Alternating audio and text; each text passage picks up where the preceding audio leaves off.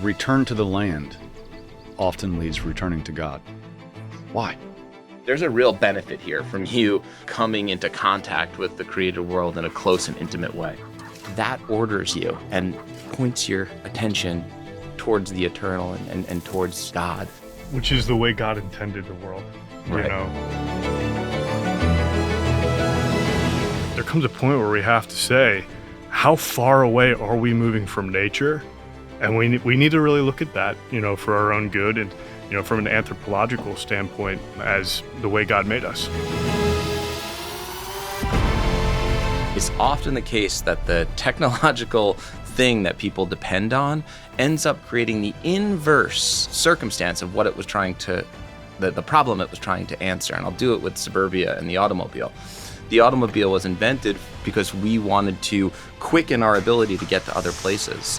But the end result of the automobile is Suburbia, where nothing is close to you anymore. Computers as a communication device promised us instantaneous communication, but all of us on our phones are more distant from each other than we've ever been before. And so I think that we're reaching a time and period where we look at our built environment, our technology of you know, the world that we live in, and we're more and more increasingly seeing a larger group of people saying, like, it's not satisfying our problems, it's exacerbating our problems. So what else is there?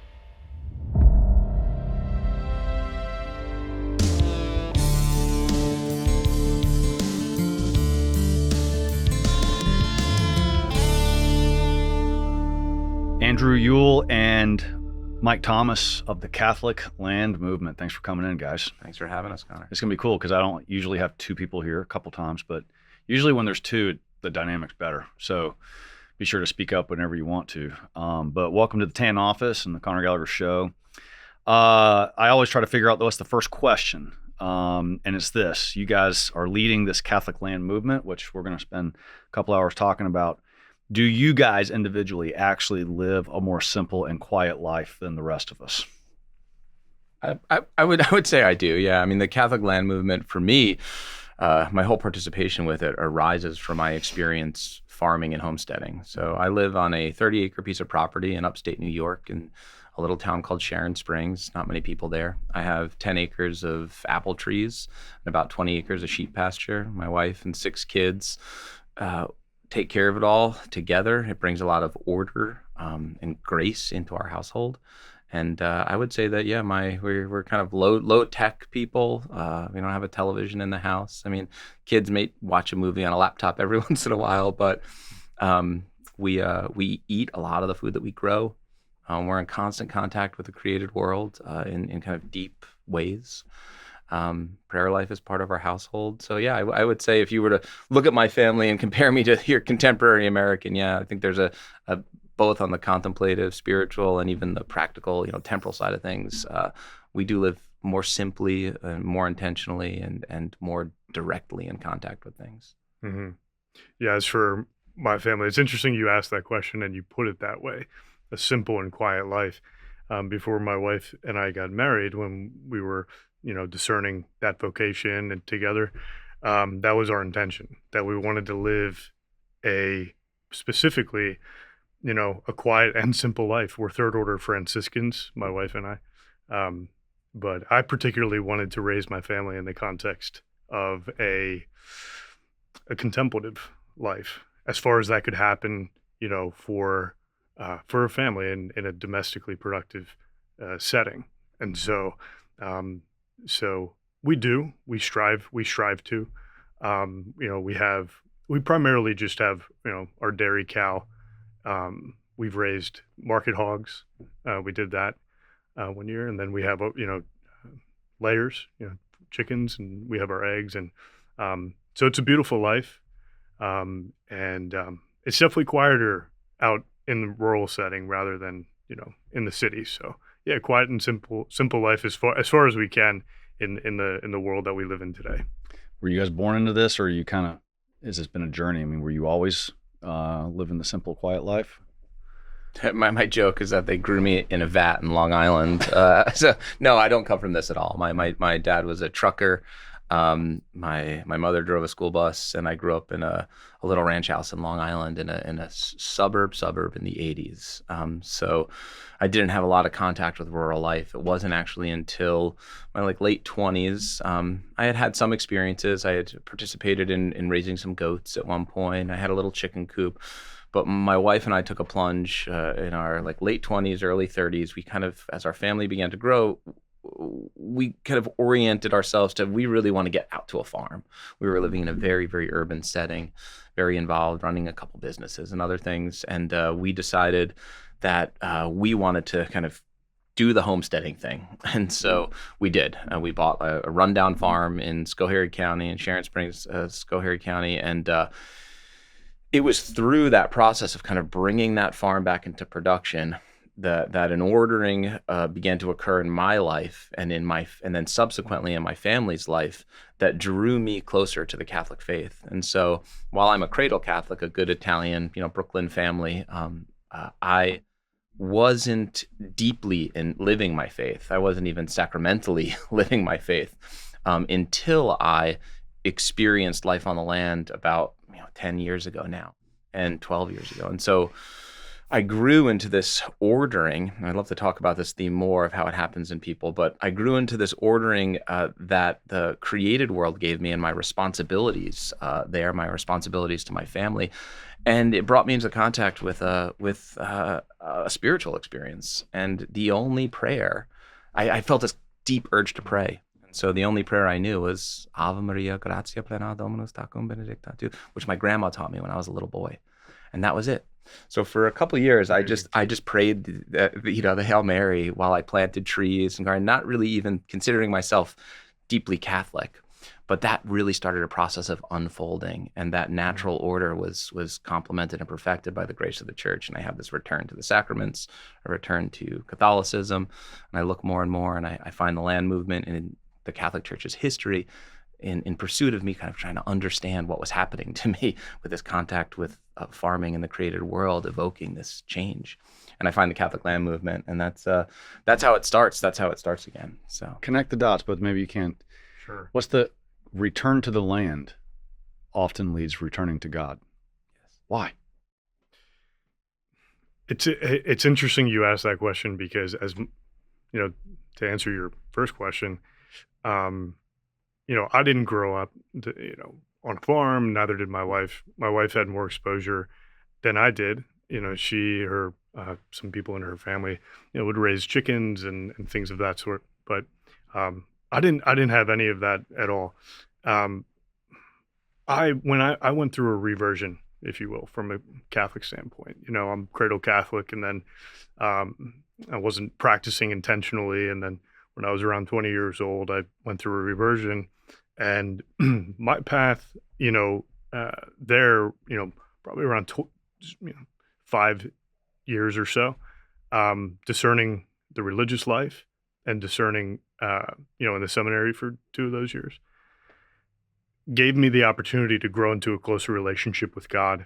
And so when I finally discerned that marriage was the path that had to give back generously to God, through building a family and through the sacrament of matrimony, it was just a natural, I guess the way I would put it is that my relationship with God led me to the land, if you will, and it's kind of interesting because actually, if you look at it, Mike just told a story the other way. about the other way, that the land drew him to God.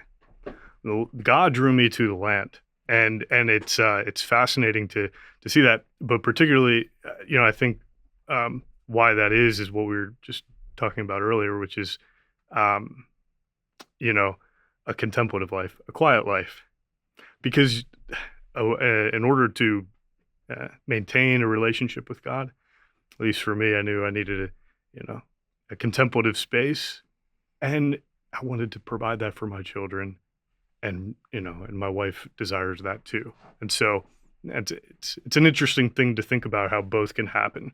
The land can draw us closer to God, and I mean we could talk about that in many ways, shapes, and forms. Yeah, well, let's do that. I mean, like land, going back to the land or a return to the land helps with a return to God. We're talking about the land, like it's more contemplative. You guys aren't sitting around praying in your field. I mean, maybe you're praying some Aves when you're planting trees. Or at Labor. Yeah, right. Or at Labora, but I mean, your kids got to go and get the eggs in the morning like my kids do. We had to take care of the goats when we had them. I mean, last night, I 9 o'clock at night, 8:30 maybe, I'm leaving Tractor Supply with a massive 50-pound bag of chicken feed. And my kids are out at 9 o'clock last night in the dark trying to refill some chicken feeders. And there didn't seem to be anything contemplative about it, and at the same time, I'm trying to fix this damn generator. So we're about to have this ice storm, which by the time they hear this will be over, if the world survives, because it's like, freeze Armageddon, freeze a gammon, whatever they're calling it now. Yeah. But I spent like 2 hours trying to fix this generator and failure. Like I can't fix anything. I'm an idiot when it comes to this stuff. I'm at Lowe's buying a new spark plug. I was impressed because I replaced the fuel line of this thing. Like I thought that was pretty badass that I could actually remove a fuel line, drain the fuel, and put a new one on. Didn't fix it, but did that. Point is like I was outside from 4 p.m. until like 9:30 p.m. yesterday, working, quote unquote, the land, trying to fix something, dealing with chickens. I had to put insulation and foam around my well, all the pipes around my well, so that when it freezes, it won't bust. Sure. So I'm like doing all of this stuff. I go inside last night at like 9:30. I'm exhausted because I usually sit in the desk all day, and it was like harder work squatting down and working over these things and carrying chicken feed and digging around in my shop looking for a socket wrench that I couldn't find for like 30 minutes. It's all the stuff. Sure. And I go inside and more exhausted than if I had done, an hour and a half CrossFit workout in the gym. Didn't feel contemplative to me. Right. But there was something kind of purifying about it. I mean, I look back and I'm like, actually, it was a pretty good evening. We weren't watching TV. So I mean, I'm rambling, but what does this contemplative mean? Because usually it's hard work. It's hard work and things don't work right and you're fixing problems and you're telling kids, come here, do this. You're not sitting around meditating. Right. So what do you mean by contemplative or to live a contemplative life? Because last night it didn't feel contemplative. It felt like a big pain in the butt. Right. Yeah. Let's start with Aquinas. I think it's a good place to start. Grace perfects nature. Yes. All right. And so when I listened to your story there, as I took in the different features of your story, what I heard was a man wrestling with failure, a man engaged in daily habit, a man engaged in a type of like self-sacrifice for other people, right? You're trying to take care of your family. A man who is kind of persistent in fortitude and in making sure all the details are taken care of. A man who is loving those chickens, who is loving his family by making sure they have water, right? So I just saw in your story a whole bunch of virtue. Make that a short and send it to my wife. Okay. Very good. Yeah. Thank you. But yes. I'll pay you later. Okay. But that is what the land, what these deep contacts with things offer us. It naturally orders us to our role, especially as fathers. It naturally orders us to our role of dominion and stewardship and care and love. Right. So you just have it just puts you in that place. Self-sacrifice, fortitude, wrestling with failure, drudgery. I mean, these are the things that people learn in religious life, right? Yeah. And so you, through the domestic church, your household, you are learning those things by coming into deep contact with the created world. Your chickens are producing eggs, which you're also eating, right? So there's actually a type of communion that's happening between you and this work that you're putting into the world that's then coming back to nourish you. All that cultivation of virtue, all that deep and real contact with God's created order, that prepares you for a deeper reception of grace, for that perfection of grace that comes to us through our life and as Catholics through prayer, liturgy, and sacraments. And so that's my answer. Why did I, planting trees as a 30-year-old guy, who didn't necessarily have I was kind of vaguely agnostic, maybe, at this point in my life. I would consider myself Catholic, but only because we did Christmas. It was like, why did me planting trees all day and caring for sheep and keeping a big garden and feeding my family and really being concerned about my communion and stewardship of the land and giving my family good order and habits, why did that make me want to pray? It made me want to pray because natural order is not destroyed by, but complemented by grace. So when you come into deep contact with the natural order of the world, you come into contact with the created will of God in many ways, right? And so that orders you and points your attention towards the eternal and towards, God. Hey guys, real quick, we noticed 80% of you that watch the episodes are not subscribed. So please do me the favor and subscribe and hit the bell for notification. That helps you get the content, but it also helps this amazing stuff get spread to other people just like you. Thanks for your help. Now let's dive back in. We got a decent sized garden, and we grow a lot of squash. We make spaghetti squash, or we have a lot of zucchini, and so we make a lot of pasta from both spaghetti squash or zucchini. Sure. And it's a way like I can eat like a ton of vegetables, and I love it.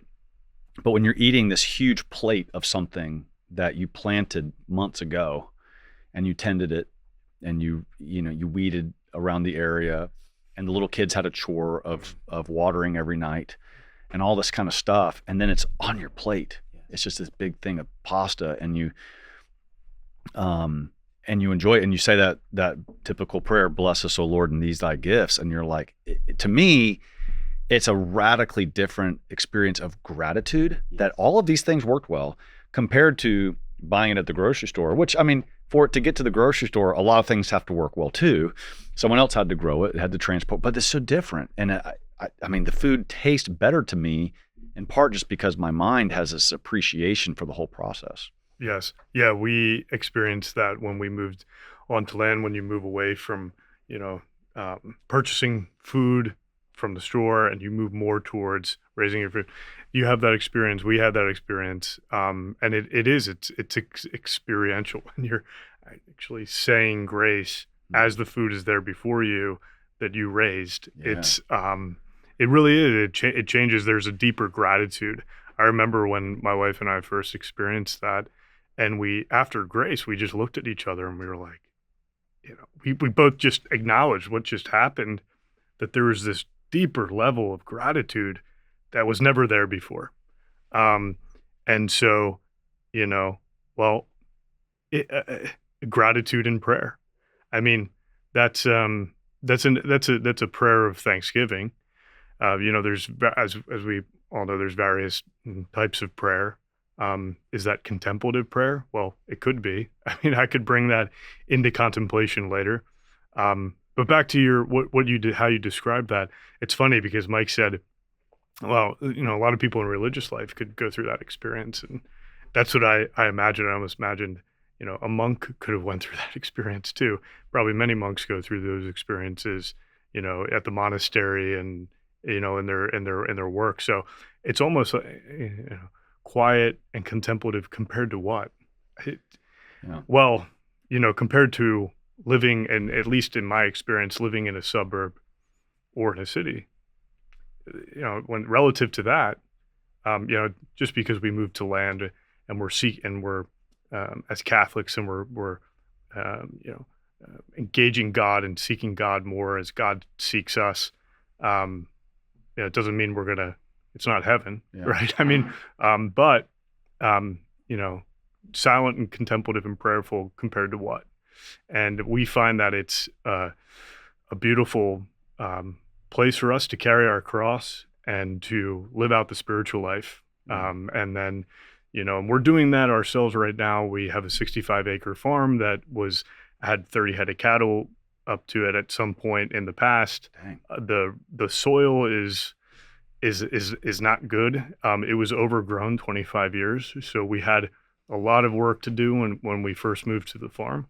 And it's been a beautiful process to take things step by step and And, yeah, I had those moments, Last night when I went to bed, I was laying in bed thinking I have absolutely nothing to show for this multiple hour project with this damn generator, nothing to show for it, and then I realized, well, I spent 2 hours trying to fix something with my 11-year-old son the entire time. Yes. Or we could have watched more reruns of Star Trek. So, I mean, that's right. So there was something to show for it. I really liked how in that story too, your story of the summer squash and making food, you have this aha spiritual moment when you sit down with gratitude. Yeah. And I often think about in the sacramental life of the church, what does our Lord put at the center of sacramental life? He puts a meal. He puts a meal of bread and wine, and he comes through that meal. Anything could have been put in. Our Lord could have put anything at the center of our sacramental life, but he put a meal. And the idea that everything that goes into that meal, and that meal that you had, is this moment of reflective communion, where all the work and history that I've put into like making it happen, and then the moment of gratitude itself grounds me so deeply in a spiritual sense, and then I commune, and then me and the meal, staying distinct from one another, but also becoming one, come together. And I become, if it's me, one of the things that that kind of evoked a strong sense of communion in me is I have a lot of sheep. The sheep eat the grass on my farm, and we were grilling one day, and we're eating the sheep, and we turned to my wife, and I'm like, well, we like are the land, these sheep have eaten nothing but grass for the whole year. Like this is like the primary meat that we're eating this summer. Like we are this place. I have communed with this place in a very particular way. And then it's like, oh, all flesh is grass. A whole new dimension to that for me, Awesome. So then, and the that complement of the temporal order and our responsibility as fathers, and how by working in good stewardship, our catechism says it. I think it's Catechism 246, it's 24 something. By owning property and making it productive, we become co-stewards of creation in the image of God. All right. So we engage a type of God image when we steward the land, take care of things in a loving way, find the 100th lamb, graft the orchards. These are the parables that our Lord came and instructed us in. So all of that whole life of instruction and the spiritual life of the church, from the Bible to the sacraments, just takes on a whole new dimension when you are deeply rooted in the landscape. So you were talking about how your land wasn't taken care of well, and you're talking about how we have this duty to do so, co-stewards. Have you seen Ken Burns' Dust Bowl? No. Okay. Do you know what I'm talking about? I do not. No. So, Ken Burns, like one of the most famous documentary guys. He did the documentary on Civil War. He did a documentary on baseball, on jazz. He's just a great documentary guy. But he did one on the Dust Bowl, which is why was there this massive dust bowl that like swept through our country in the 30s or whenever it was. And it was basically because way out west, or Midwest, I guess, I'm going to butcher this, and somebody in the comments is going to correct me, but that's okay. But they're going to correct us in the comments. No matter what. The Industrial Revolution, they created farming equipment, and so they just like raped the land, and they just kept turning it over and over. They weren't rotating crops. They had these machines that could just churn up all the soil and plant again, churn up all the soil, plant again. It was this mass production, and the machines were doing it in a way that a farmer with his plow could not do. Right. But it literally caused a dust bowl to sweep the nation. And you have people on the East Coast getting dust, in their lungs from Arizona or something crazy. It was crazy. Right. And the amount of devastation, the amount of farm animals that were killed, like talking about caring and like being good stewards of the soil, go watch Ken Burns' Dust Bowl. It's sad. Like you would never think you'd get sad about dirt, right. But we need it. Right. We need it healthy. Yeah, there's a few themes here that, and I know, later in this podcast we can breach the topic of economics, but what was going on there during the Dust Bowl? I mean, it was a productive, profit-driven system, and and this gets into the whole realm of, and we don't need to bring it up, we can bring it up later, but the third way of a Catholic approach to economics, to a proper social order, a balanced social order, and the way that we're producing our food, why we're producing it, and the distribution of ownership of property is going to affect, to your point, the earth. It's going to affect our way in which we're working, whether that's bringing us closer to God or further away from God. And it's integrated. You can't, it's you can't pick and choose. It's there's a right way to do things and a wrong way to do things. And so, I think, yeah. I want to get into distributism, and I want to get into like how does that economic policy connect with land movement? I want to get to that. Sure. But first, tell me if, I grew up basically in Suburbia, right? Kind of outside the city of Likewise. Charlotte. And I consider when I drive into Charlotte, which is an hour from where I live, I feel like I need a passport because it's just going into a strange land. I hate the city. I hate the density of a city, but I've actually begun to wonder if suburbia is like the worst of any option, because people that live in a city, they can walk to church, they can walk to school, they walk to the baseball field or the basketball court. Now you might be dangerous, but there is a community type feel in a city. And then farmland, you've returned to the land. In suburbia, you have nothing. You're in a dead zone. I don't know if you guys have ever considered that. Yeah, sure. The idea that the right built environment is a contributing factor to civic and social order, and then the consequences of those things to the culture of the people and their daily habits and economics and everything else. Our built environment severely affects kind of a whole cascade of subsequent consequences. But the right suburbia exists because of this myth of progress that says that technology can kind of serve us and get us the things that we want, right? Suburbia exists because of the automobile. That's how it came about.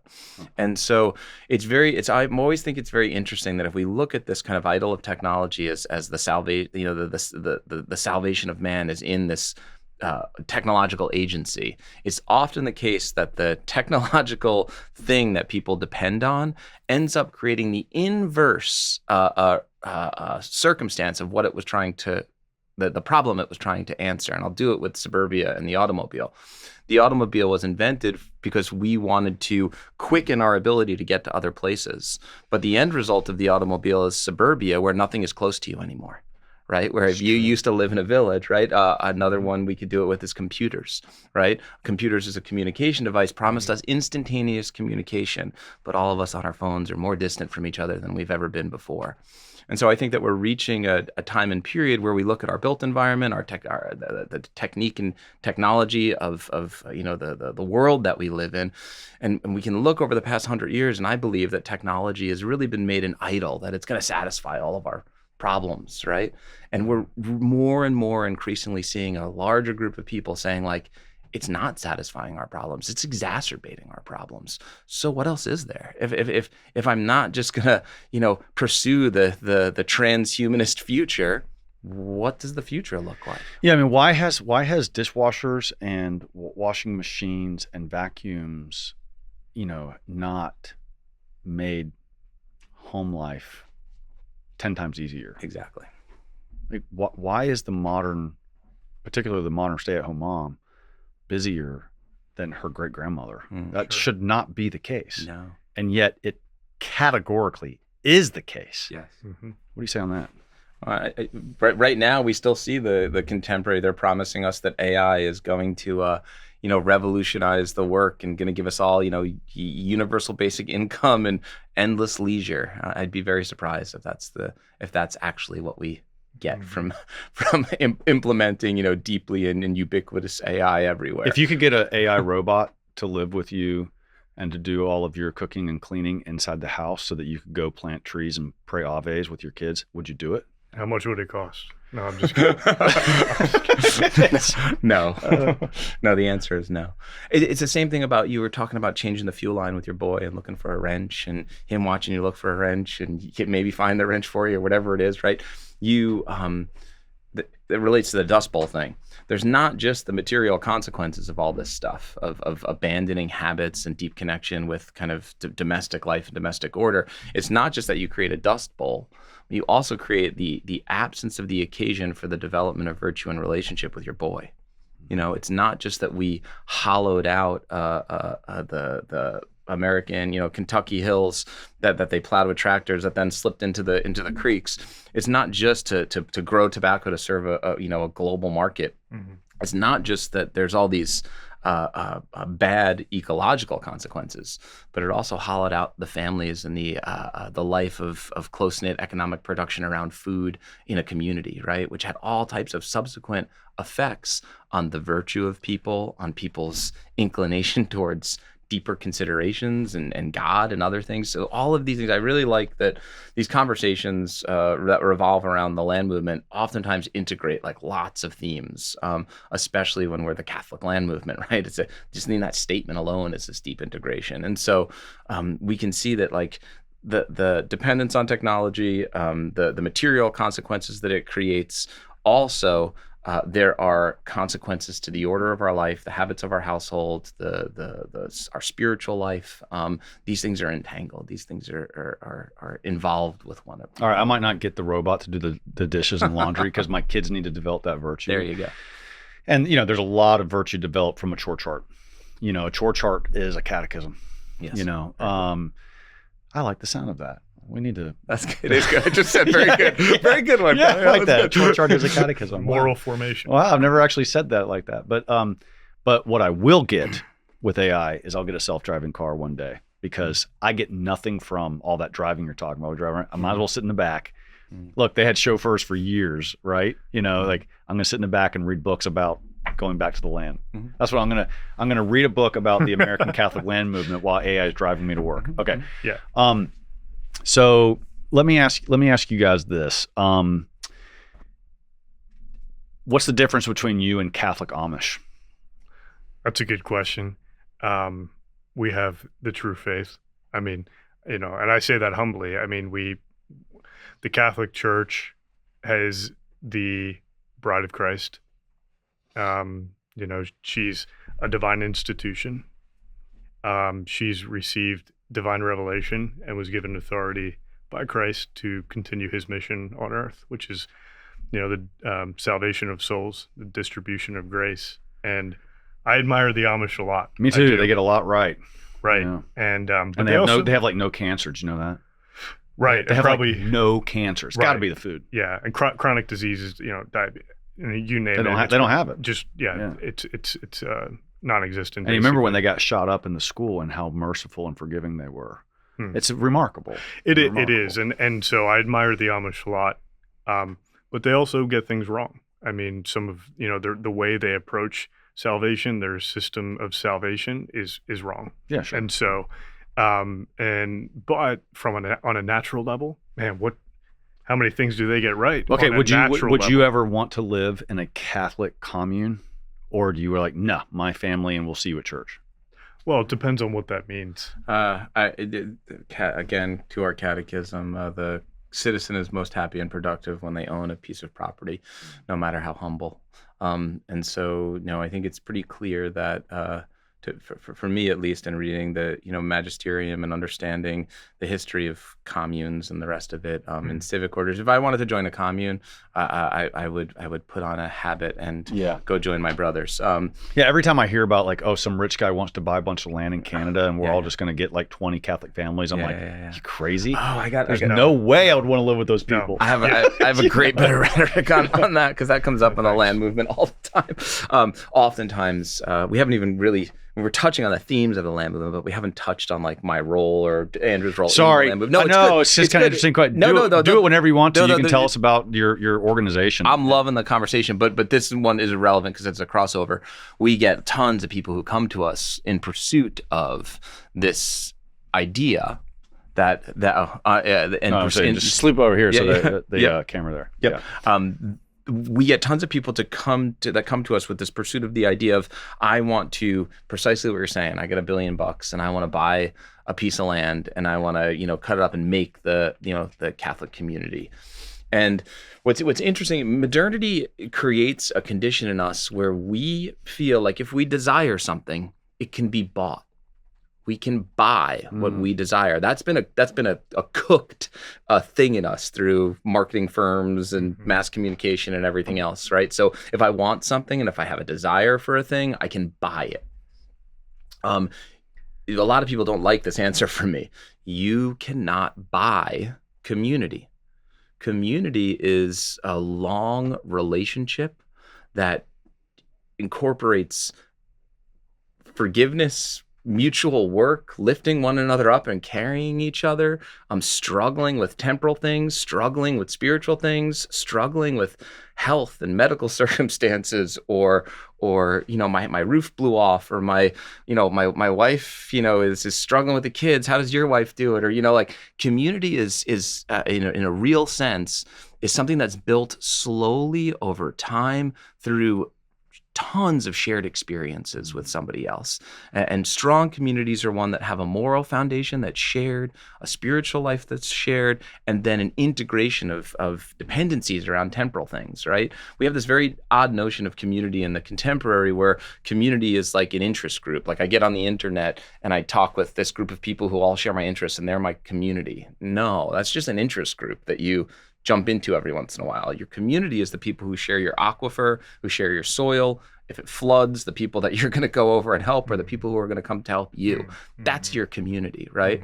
And so building an intentional or a meaningful community is one that engages those relationships and then gets to a point where there's shared, again, ethical systems, shared spiritual understandings, and then shared common work and long-term relationship. You can't buy that. Sorry. So this reminds me of a not funny, sort of funny. I think it's funny. Maybe I'm demented.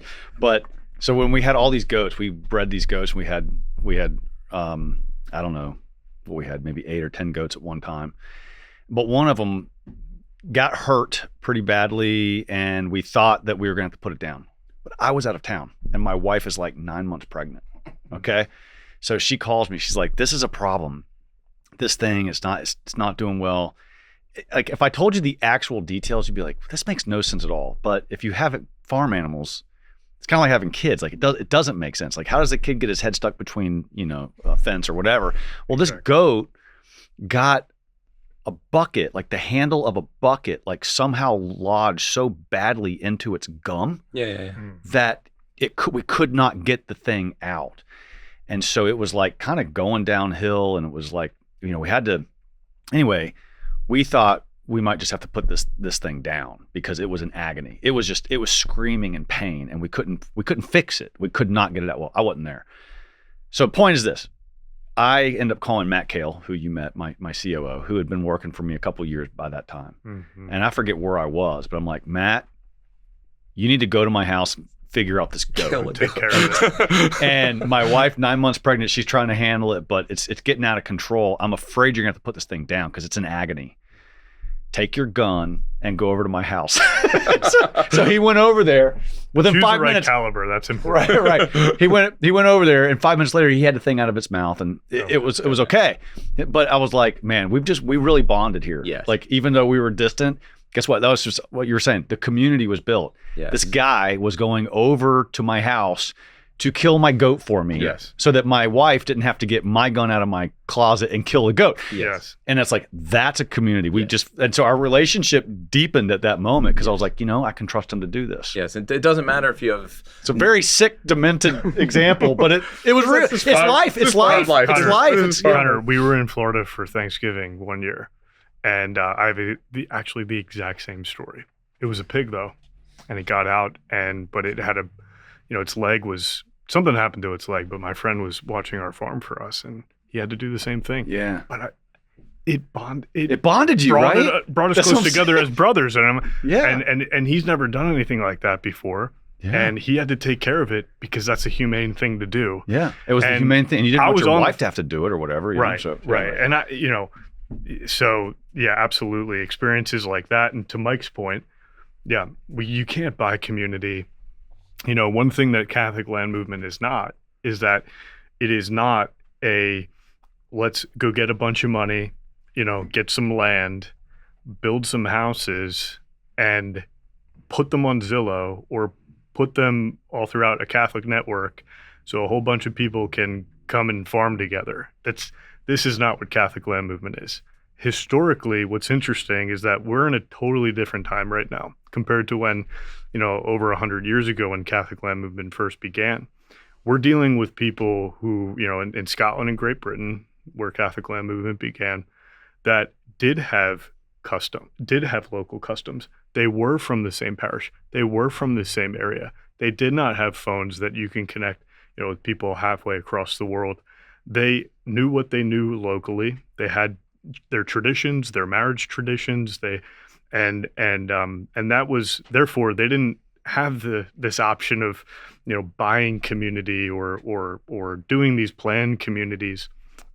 They first started where they were at, and in reaction to the Industrial Revolution at the time and what it was doing to the family and the disintegration of the family and what it was doing to the worker. And so, that community emerged organically within assuming everything that it takes to build a community. So now in the contemporary Catholic land movement, we're in a completely, we're in a different situation that they were in. And, so we do have to be intentional about what does this look like, right? And so that's why Catholic land movement, what Catholic land movement is, what it's attempting to do in its mission in the contemporary is vast. It is. It's a huge undertaking, and it's not the Mike and Andrew show. It's a huge body of network, a huge body network across the world that is a large project. We're talking about, in the forward of the, Tan book, your publishing company recently put out, The American Catholic Land Movement, and in the forward, these concepts of, Cardinal Manning says that these pretty radical ideas. He's saying we need to abolish the wage system and replace it with the ownership system. And so, think about that compared to, in terms of the powers that be today, of how would that even be possible? Well, guess what?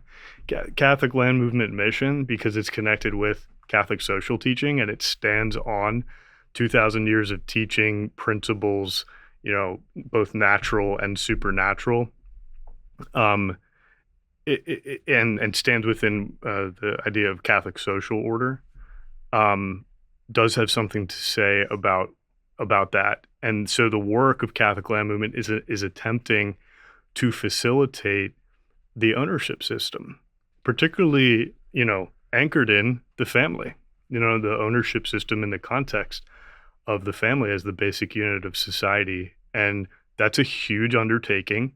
And we're dealing with a lot of different things that could make it go really wrong, in terms of like buying community is an example of that. And so the work of shepherding this movement is a beautiful thing. It's a gift. I'm very happy to be a part of it. And Mike and I are just two of the representatives of the whole leadership team within Catholic land movement. And even people who don't consider themselves part of the Catholic land movement, they're helping. Yeah. Let's go back to that original thing. So you were telling me at lunch before we started that you've explained to the Holy Father that you are the same organization that has been around since, like, it's Vincent McNabb, G.K. Chesterton, Hilaire Belloc. I don't know. So take us back to that original. And when you say that you're the same organization, what does that mean? It's like a 501c3 and now you're the officers, and before you there was officers, and all the way back it was Vincent McNabb. Like, what does all that mean? Right. Oh, that's a great question. So I think the right way to start there, and you're gonna maybe forgive me if I go on a bit at this juncture. We got all day, man. But yeah, let's talk about the history of the land movement. I think we've had a good setup about our personal lives and kind of the themes and principles by our anecdotal experiences, which drove us to this. But what is the land movement? Where did it come from? How did it grow? Why does the Pope in the contemporary moment write us a letter that says we are the continuation of this thing, and bless us, repeating the blessing of Pope Pius XI. Why does he call us apostolic work? These are powerful words from our current Pope, and to understand them, we're going to go back 100 years, a little bit more than 100 years. And so I think that always the right place to start when a discussion about the history of the land movement is Rerum Novarum, which Andrew started to talk a little bit about. The land movement, while it's beautiful that like we can just talk and rap about like chickens and goats and experiences with our brothers, but all of these things, especially with the land movement and in our experiences, the Catholic Church has contemplated deeply many of these things and given us principles to kind of live by and understand understand what we're experiencing when we like have a farm and it brings order to our family or brings order to the civic world or whatever it is. So where does it start? 1891, Rerum Novarum, right? Our Pope witnesses the Industrial Revolution and its subsequent consequences, namely communism. All right, and what's communism, right? Many people have this vague notion of like, communism is bad. Well, why is it bad? Communism was trying to do three major things. Communism was trying to abolish private property, was trying to abolish the family, and trying to abolish religion. That's the Communist Manifesto. Those were the goals. I don't understand how these men and women thought that this is going to bring in good order or any type of world that anyone would want to live in, but they were gripped by some type of psychotic disorder and felt this way, and that swept across the world, right? So our Pope sees the alienation and consequence of industrialism that created this reaction in people. And he writes in his mercy and generosity, he writes us an encyclical, Rerum Novarum, where he addresses industrialism and addresses particularly those three themes, private property, the family and kind of God, and then the right to association, preferential treatment of the poor. There's a lot in the document. The three major things that he establishes in that document is a natural law argument for private property and its productive use. So this is the first time we see this type of very well-developed natural law argument for, we only have an hour, so I can't go through all the points, but he very wisely says that private property and its productive use is linked to your natural rights as a human, and those rights precede the rights of any state. So you, as a human, have a right to come in contact with the mercy in the soil that God has left there and to use it for your family, and then that gives you a certain possession and ownership. It's necessary that we own in long succession property in order to cultivate it to productive use. So that's the first thing, right? Natural law substantiates the Catholic claim to private property. It also substantiates its claim to productive use. By the way, the fact there's a commandment that says thou shalt not steal is prima facie evidence that that meant there was a right to ownership of property. That's great. Right. Yep. 100%. Okay. So the document then goes on to do two more things. It says you have a right to association to guarantee the dignity of your labor and to guarantee your right to property and its productive use. So that's the next thing. Right? You have this inherent right to associate with other men and women around productive property and a dignified labor. And any civic institution or industrialist that might infringe upon that is wrong. Right? They have to respect your right to associate around that. And then finally, the third and the very Catholic element is that preferential treatment of the poor should be present in our economic systems, right? So that's the kind of third conclusion of Rerum Novarum. So a group of essayists and some of them newly converted Catholics read this document from our Pope and begin to coalesce ideas around it, right? They begin to okay, communism's happening. And then we have over in America, we have this rampant economic liberalism that's just creating monopolies and exploiting workers and creating terrible conditions in cities and a consolidation of people into cities. And so you have these essayists, many of us, you've named a couple of them, Belloc, Chesterton, we can go on, Penty, Gill, there's a ton of them out there. Excuse me. So we have these essayists, and they begin to chew on rerum novarum. And they say, this document is telling us to do something. What precisely is it telling us to do? And they begin to develop a social philosophy, which comes into the name of distributism, right? And so they have long discussions in smoky rooms with, I'm sure, a ton of great drinks, and really, really hash out an idea of a social philosophy that prioritizes the family, that prioritizes private property, and that prioritizes God. The absolute antithesis of communism, right? Into that smoke-filled room. You've said communism a bunch, but can I add to that unbridled capitalism? 100%, yeah. Which I think basically in today's terms is libertarianism. 100%. He does address it. It's in Rerum Novarum, and he Leo does, the XIII, he has more of a focus on communism, but it's in there. Well, he has an entire letter on the heresy of Americanism, which is essentially new things. That's what Rerum Novarum is. Yes, and those new things was the Industrial Revolution. Exactly. And I mean, the working conditions of people in plants where there was no child labor laws. I mean, kids getting their hairs caught in, textile mills and scalping them, fingers getting cut off in the spinners. It was awful. Oh. Working conditions were atrocious. Yes. And it was just the monopoly money guy with the top hat that was the capitalist versus the laborers. Now, just a little footnote. I love this little quiz to show you the heart, I think, of Rerum Novarum. And then you're going to pick right back up where you left off. Yes. You guys have all played Monopoly, the board game. Sure. What's the objective of the game Monopoly? Own all the land, and right? Yeah. How do you win the game? Get as much capital as possible. Nope. I don't remember. You actually win by bankrupting everyone else. Yeah. Right. Monopoly. If you owned all the land, if you owned every piece of property, but they still have money, right, game's not over. Right. So that's the game of Monopoly. Kill your brother. Kill your brother. Basically. It's crazy, right? Yeah. So when you think about that, when you have these men who built America and the unbridled capitalists who are just, pursuing, it's like it just becomes greed and vanity at a certain point. And it's like it's more of a game of bankrupting your competitor than it is to get more yourself. Because if you go from having $1 billion to $2 billion, your lifestyle doesn't change at all, right? So but there is this insidiousness about unbridled capitalism that pushes people to a vicious state. Yes. Keep going with what you're saying. It's great. Really, it's two sides of the same coin when we talk about communism or capitalism. Unbridled economic liberalism, capitalism. There's a lot there I'd like to maybe talk about, but I don't want to get too far. Could we pause and just address the term unbridled? I mean, would you say that we could just simply use the term liberal economics? Yeah, I definitely prefer that. And the only reason why I say is unbridled is because when I say capitalism today, and the way everyone else uses it, we have regulations all over the place. Yes. So it's not unbridled. We already live. But when Rerum Novarum in 1891, when that came out, what they were calling capitalism was totally unregulated or unbridled. And so that's why I said basically, I'll say right now, on camera, I am not a capitalist because I define the term capitalist as the way the Catholic social doctrine tradition has defined it. Yes, which I think is also in today's jargon, libertarian. So I am not a libertarian. Yes. And I think morally you cannot be if you're a Catholic. I believe it's a moral. No, I'm Catholic. Catholic social doctrine is a subset of moral theology.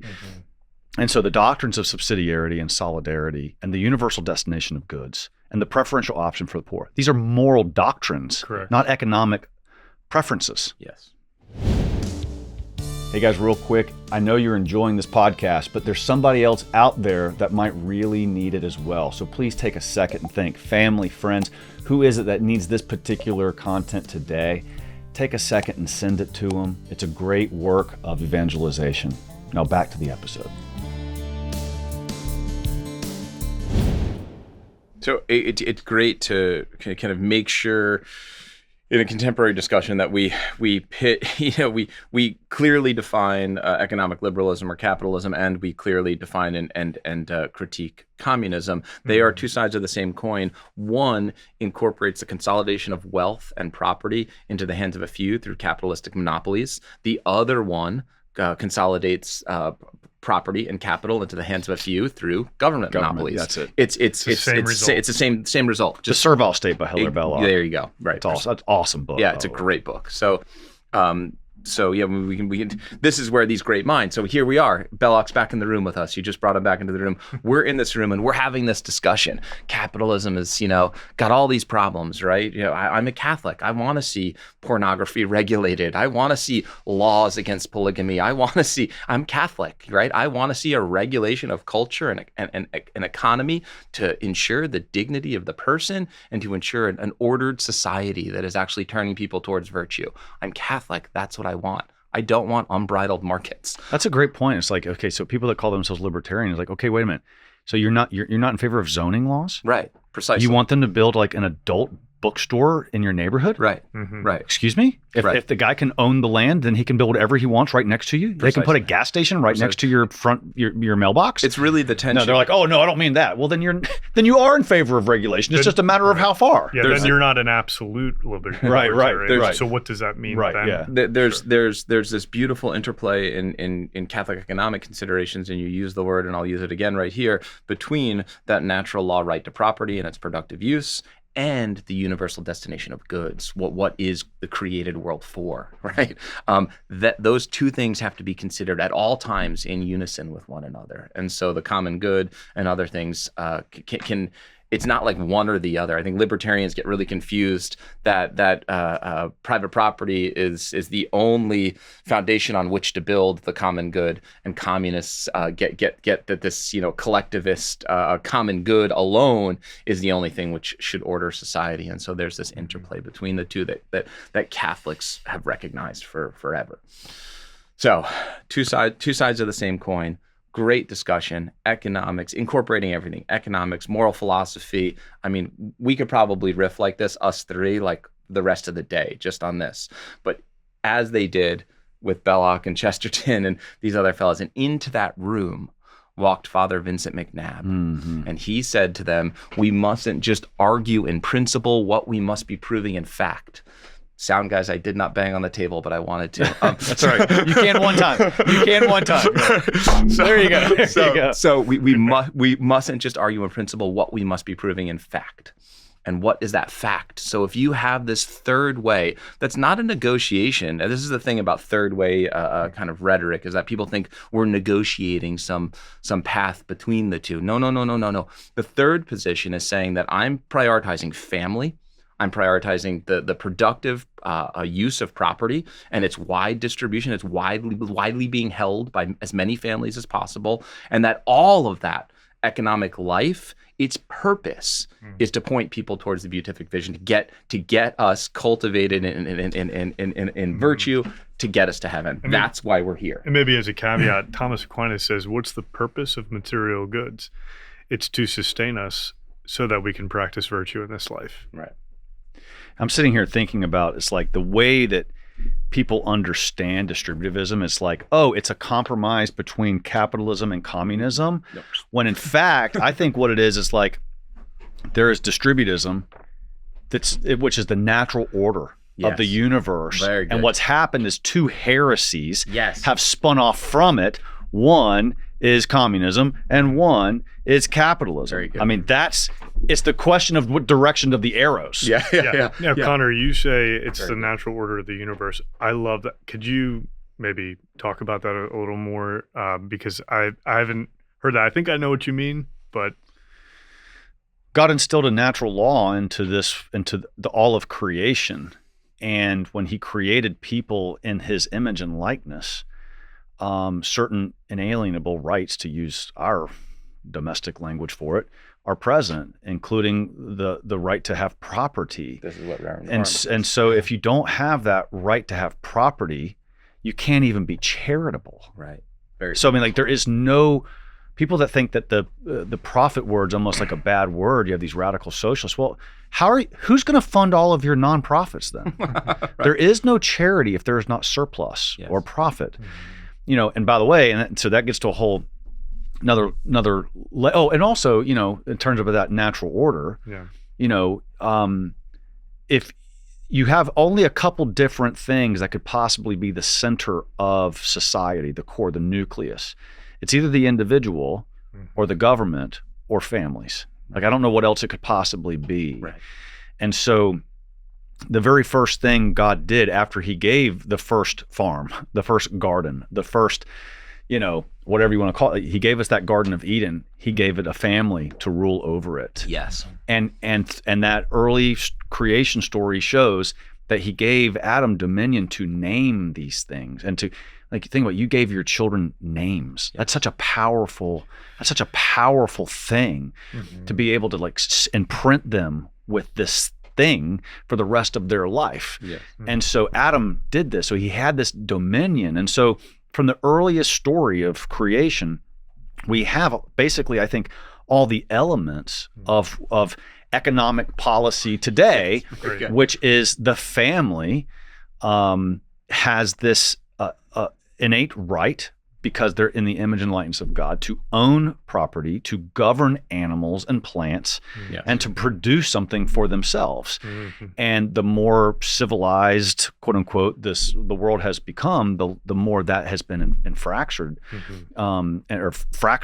because everything's broken into little pieces to where we demand that we get things from everywhere else. We have to get our groceries over here. We expect the government to take care of this. I mean, like, we're about to have, the power's going to go out in 24 hours in this town because of the ice storm coming. And I'm going to be sitting there with my arms, why isn't the electric company fixing it? We have this entitlement idea. But in the Garden of Eden, I don't think they had any kind of sense of entitlement. They went out and they worked. Now, that was before sin. We can get to a theological discussion, but I think at the most basic natural level, I think we were talking about this, it was John Senior who said, man is the only creature who can have his hands in the dirt and his mind in the heavens. And that's just a remarkable thing. Well, the reason he needs his hands in the dirt is because he has a right to own that, and he has a right to produce something from that for his family. And the bigger government gets, or the bigger corporations get, the more that's infringed upon. Very much. And just not to go down this, further places we don't need to, because we have a lot to talk about. But Thomas Aquinas in the Summa is very clear when he addresses universal destination of goods. And there's a clear example of ownership, but in relation to universal destination of goods. Right. When he says that, it's in somebody's superabundance, he even makes a distinction between abundance and superabundance. Yes, he does. Okay, so and actually, he freaks people out because he talks about, my superabundance, I don't even own. It's not mine. It's someone else's. Which is beautiful. It's like, thank God that's a hard one to swallow.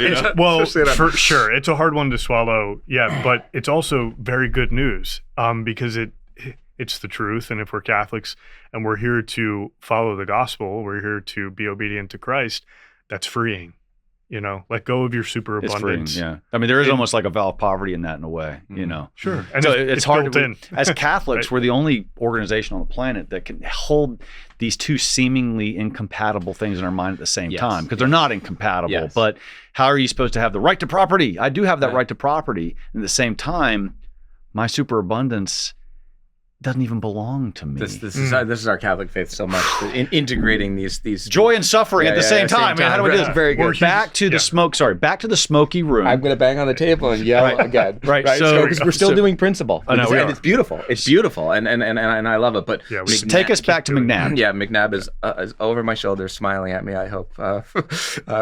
Bangs on the table and says, "Gentlemen, we must prove in fact what we argue in principle." Right, so they have eloquent conversations grounded in theology. I would love to even do. There's actually other theological thing that we didn't touch on, is that Christ spent 30 years of his life in a small village of craftsmen concerned with local economy and agricultural production and crafts, right? The greater party of our Lord, God came to earth as a man, and for the majority of time, he labored in a small village in obscurity, being a craftsman. He spent 10% of his time preaching and 90% of his time working. That's right. Yes. 30 and that's it. Right. That's Is that it. tenfold? That's about right. Yeah. 3 and times 10. But can you see Chesterton working? That's farm? McNabb. That's McNabb. No, I mean, I don't see Chesterton bending over to do anything. Maybe if some of his brothers were like, "Come on, man, let's put down the cigar and go home to garden a bit," we would have had him a little longer. When McNabb said you gotta put into practice what you're arguing principle, can you see Chesterton? He's like, yeah, right. That's so funny. So what? I can't even see Belloc doing that. Right. I mean, these were some pretty big dudes. Yes, true. Had too much beer. It's true. Principle guys. What does happen? In response to Father Vincent McNabb's, we must prove this in fact. What does that fact look like? Well, that fact looks like 6 land associations. And then what do the land associations facilitate? The land associations, in their original mission, is the Catholic land movement exists to facilitate the rural resettlement of Catholics onto productive property they own. Back to the terrible situation, Father Vincent McNabb calls them the flesh pots of Egypt, which is a biblical reference, but to the factories and the cities and how terrible they were. There's this call to restore skills, circumstance, association around a family being able to grow their food in association with their neighbors on a piece of property that they own. And so these land associations were created to facilitate that movement. That's where we get the Catholic land movement from. And so it goes on. They grow an association. They get some support from the ecclesiastical. At Prior Wood Hall, they have a vocational training school. They run workshops just like we do. In the Contemporary, they teach people how to butcher hogs. They teach people how to overwinter oats and take row crops to market. And Prior Wood Hall is run for a number of years. I think it's around 10 years during the 1930s and 40s into the 40s. Just through colloquial relationships, free friends. Yeah, friends helping family. friends. Right. Yeah. In common colloquial association. The bit of rhetoric that Andrew's referencing right there is the education pillar of the land movement is a restoration of peer-to-peer education around land and handcrafts. That's our kind of education pillar mission statement. If you look at agrarianism and if you look at the height of American agrarianism or the height of agrarian societies really anywhere in the world, it wasn't institutes and YouTubes and government programs that taught people the skills they need to make their property productive and farm. What taught people those skills were the relationships with their brothers, uncles, cousins, neighbors, right? That's how those skills were transmitted. If we look where we're from in the kind of northeastern part of the country, our entire built environment, our barns and all these things, they're not made by people, architects, they're all, I still live in a 1799 farmhouse with a barn that was built in 1801 or something. It's beautiful. These craftsmen, it was like me and him would get together and we would build our barn together, right? So what the land movement attempted to do in yesteryear and what we're attempting to do now is a restoration of those types of associations. In the Contemporary, we do it through the parish setting. In the yesteryear, they did it through these land associations, and then they had a couple different vocational schools, one of which was Prior Wood Hall. Okay, so there was another answer to the problematic relationship of capitalism and communism that emerges in Europe in the 1930s. And it's not distributism, unfortunately. It's fascism. And so people understand that communism and capitalism has created this tenuous situation and great poverty and so fascists and demagogues of the moment kind of seize upon that, and instead of making God the ordering of the society, they make the state the idol of society. But they also kind of respect private property. They also hyper-regulate markets and kind of militaristically kind of order everything, but it becomes a Nietzschean, the will of man kind of thing. And so, unfortunately, we all know the history of World War II. War sweeps Europe, and the land movement disappears in the tumultuous events of the day. But it's important to understand fascism as actually a third position as well, but the wrong one. It's the wrong one. And so I always think these are always these contemporary calls, oh, we're going fascist, and I really believe that Catholics have a very, very serious civic responsibility to bring history back and say, hey, there's an answer. There's a third position answer to the things that we're struggling with. And it's this distributism, And how does it work? We come into association with one another and essentially build community again, restore community and productive arts rooted in localities, right? So, and productive economy in those localities. So that's what the land movement's doing, right? So, let's go now from World War II. It disappears. It's kind of interesting how it disappears. It's too much to get into all the particulars, but it is interesting. Read it up. Read up on it. There you can find the diaries of Father Bussiet in various places who helped to run Priorwood Hall, and he talks about the disintegration of the land movement quite extensively. It's a beautiful little diary. But in any event, land movement disappears. Back to the land kind of emerges again throughout, the hippie movements. It's always kind of there. It's always this kind of localist. You have the Mother Earth. You have organic farming. You have it's always kind of exists a little bit, but in many ways it completely loses its Catholic flavor. You have small is beautiful. You have appropriate technology movements in reaction to nuclear stuff in the 1980s. You have all these utopian communities this is always kind of a thing with humanity that we're always kind of compelled to go back.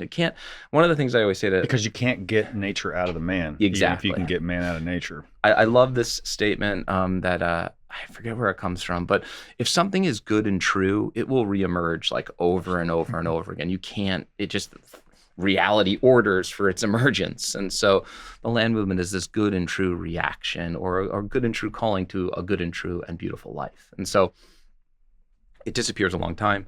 There's actually several kind of back to the land elements in Catholicism that have their various attempts. Father Lagudi in the American land movement, Dorothy Day in the Catholic worker movement carry some of these principles. And so there's various attempts. They all kind of melt away or become misunderstood in various ways. And I don't want to get into all that, but you get to the contemporary moment of me and a handful of people, maybe 5-6 years ago, sitting around my parish. I have my reversion that I've explained at the beginning of this episode. I have my powerful reversion through participation with the land. And I look, where has other Catholics kind of had this happen? I find the land movement. We read a book by IHS Press. Sorry, I've been bankrupting your competitors, but a different publisher. I'm joking. But IHS Press wrote this book, Flee to the Fields. Yes, and I have it on my desk. Great. And so it's letters from the original Catholic land movement. We learn about their kind of orientation and their practical action. And me and a handful of other guys at my parish who are all trying to do the farm thing and seeing the positive effect on our family, we're like, wow, we should have this association again. So we can build the type of encounters with your buddy, saving the goat, or your buddy taking care of the pig, or my buddy who, when I was away, I was going to tell my story too. My wife hit a deer with a car, and my buddy showed up and processed it, and we all ate the deer. So in any event, we about 5 years ago began to have discussions about how to do it. We have a conference. An older gentleman at the table there was like, Catholics have conference. If you guys are into this thing, just have a conference. Well, within like 3 weeks, we have a conference. And within 3 weeks of saying, we're going to have a Catholic land movement conference, like 400. Is that the one we went to? Is that one that Tan went? Yeah, Tan went. Well, I think Tan went to the second one. Second one? Yeah. The first one was small. It was at my house and at the shrine. So it was like we were at both places. Shrine? The Auriesville Shrine, very actually important detail. So, and I'll get to it in a second. We have this conference. 350 people sign up in like 2 weeks, and we are flabbergasted. We don't know, like, okay, people are flying in from California and Florida and Texas. Like, it's huge. The response to it is enormous. And I'm kind of like, now you're like, crap, I got to make it good now. Yeah. I'm like, I can't just have this at my house. Like, we have to find a place. And so just 20 miles from my house is the Auriesville Shrine, which is the site of the first North American martyrs. And from the blood of the martyrs will rise the church. And so the first land movement event is at the shrine. I go to the shrine and they're like, sure, you can have your event here. No problem. And so we teach some classes at my house one day, and then we go to the shrine for camping in the evening. And that's how we managed all the people that showed up. What kind of classes are you teaching? So what does a Catholic land movement event look like? That first conference, everything that we do with the land movement integrates the themes that we've been talking around this table for the past hour or however long we've been here. It integrates the themes of what's beneath us, what's around us, and what's above us, or the land, our community, and God. Yes. Right? So we integrate those three themes in Catholic land movement events, and we do it by we'll come together in association and like do something. Maybe we butcher a pig, or learn how to make cheese, or someone demonstrates spinning wool, or someone demonstrates planting a tree, or whatever it is. And then we also include in that event prayer, liturgy, and sacraments. So there might be a priest there, maybe offer confessions, or maybe everybody chants Compline at the end, or maybe we do a rosary group, or maybe we, it all depends. But every land movement event has that flavor where we're doing something practical, we're integrating spiritual life, and then maybe there might even be a talk about principles that are guiding this, or we'll tie in the liturgical calendar and a lesson about something. But that's a land movement event. Mm-hmm. Love it. I went to Jason Craig's house not too far from here, and we did a small version of this. But sat around a campfire, had some nice cigars, and then killed a pig, skinned it, ate it, and then he gave a class on fencing. Amazing. Right. Like all different kinds of fencing, electric fencing, how to ground it, to where you don't, kill yourself. It was split rail fences. Like he just gave this crash course in how to build fences and the different types. It was awesome. Yep. It was like, where's my neighbor who's going to teach me this? Well, Jason Craig. There you go. So that's a perfect example. So I kind of get what you're doing. So you got the pillars up right here, which is right. We've talked a little bit about how our overall goal is to help resettle people, put on these educational events, integrate it with the fellowship of like, now I know my neighbor, and then include the glorification of God through liturgy, prayer, sacraments into the, there's a Catholic ontology that is informing, is the base, is the center, is the destination of all of our efforts.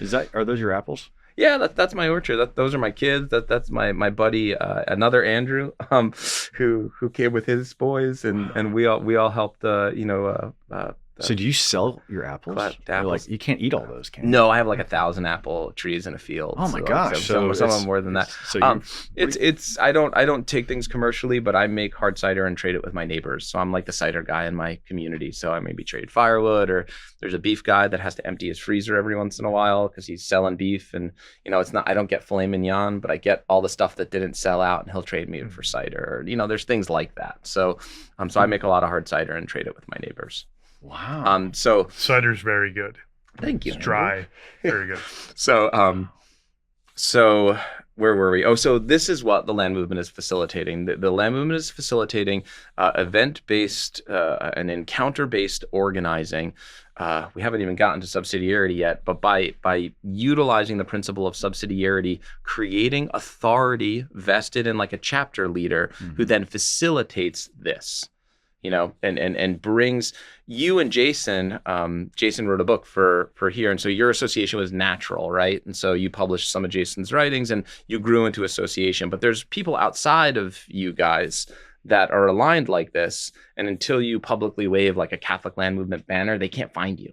And so that's why you wave the Catholic land movement banner, because then we get your node on the map. We get you integrated and associated with a vast chapter network. There's could you guys bring up the chapter map page from the website? There are 57 active Catholic land movement chapters across the country, and now internationally. We have a chapter in England just started. This thing's gonna 10x. We have 2 chapters in Australia now. We have a chapter in Spain. We have a chapter in Italy. So we are taking those principles. God bless you, Father McNabb, for demanding that we put them to action, because we are continuing the putting them to action in the contemporary. And so we are. I have my Spanish contact and myself are working to put all of our propaganda and rubrics and field manuals for organizing into Spanish, because there's tons of interest in the global South. I just don't speak Spanish or Portuguese. What's interesting about this is that right now this is what it looks like, but I'm I already have 3 meetings on Monday to put 3 more on the map. And Mike, how many do you have? Mike probably has more than that. Nah, probably have about 3. There's 3 probably or so. about like 10 people out in discernment. Onboarding as a chapter lead it's a process. You have to understand the principles. You have to understand the rubrics of organizing what you're trying to achieve. And then we have, this will speak to your role as a CEO. We have pretty, I would say, I don't want to say good because I want to sound like I'm not being humble, but we have really good like organizing technique, how we keep and control our data, how we share resources with chapter leads, how we associate and cite strategic goals as a broad organization. There's been a lot of thought that's gone into developing systems for ourselves that actually move people towards productive action and also educate them in the principles that guide the thing. Which moves them towards association. And there's a lot of groups that are doing a lot of really good work, similar work. And we see them as brothers or cousin organizations that are contributing to the same thing, which is what we were getting at when we were in the smoke room with Chesterton just a little bit ago, right? When we were saying, well, we're experiencing a dialectic right now, and it's growing stronger and stronger, and people are uneasy about it, about what's happening in the world right now. A third position that has existed in the church for quite some, we brought it all the way back to Genesis, which at that point it wasn't a third position. It was just God's intention for man on earth, right? Part of the natural order. That, well, this is so important that, Catholic land movement's position is saying, okay, where can we anchor this as solid as possible within people's lives and within the life of the church? Well, actually, there so happens to be a 100-year organization that existed. And so if, we're so bold to say, let's just continue that organization, Right. We didn't invent anything new here. Like Andrew and Mike aren't really smart. I mean, well, I agree. No, I could agree. but we didn't invent anything new. We just we're breathing life back into principles that are ancient, really. And we are helping, and really, again, we haven't talked about subsidiarity, and we should, because it's important. We, through the chapter network, are vesting authority in local leadership. So the right person to understand how to plow a field in Utah is not me, because I live in like rain-fed New York that's like beautiful loamy soil. I couldn't tell you the first thing about making productive property happen in Utah. Maybe there's some things that look the same, but I won't really. New Mexico, who knows? Southern California, I don't know, right? So from a Catholic standpoint, we say, okay, how do we anchor this as strong as possible in people's lives and within the church, so that when we're dead and gone, that it continues? Because and that's the point, right?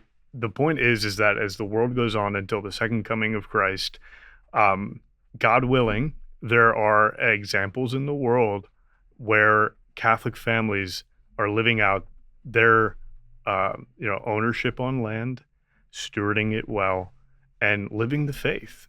Because this is, as we were talking about it, right? It's rooted in Genesis. This is just the objective, right thing to do. And we could get into later too that this isn't just like, because it can come off as the land guys.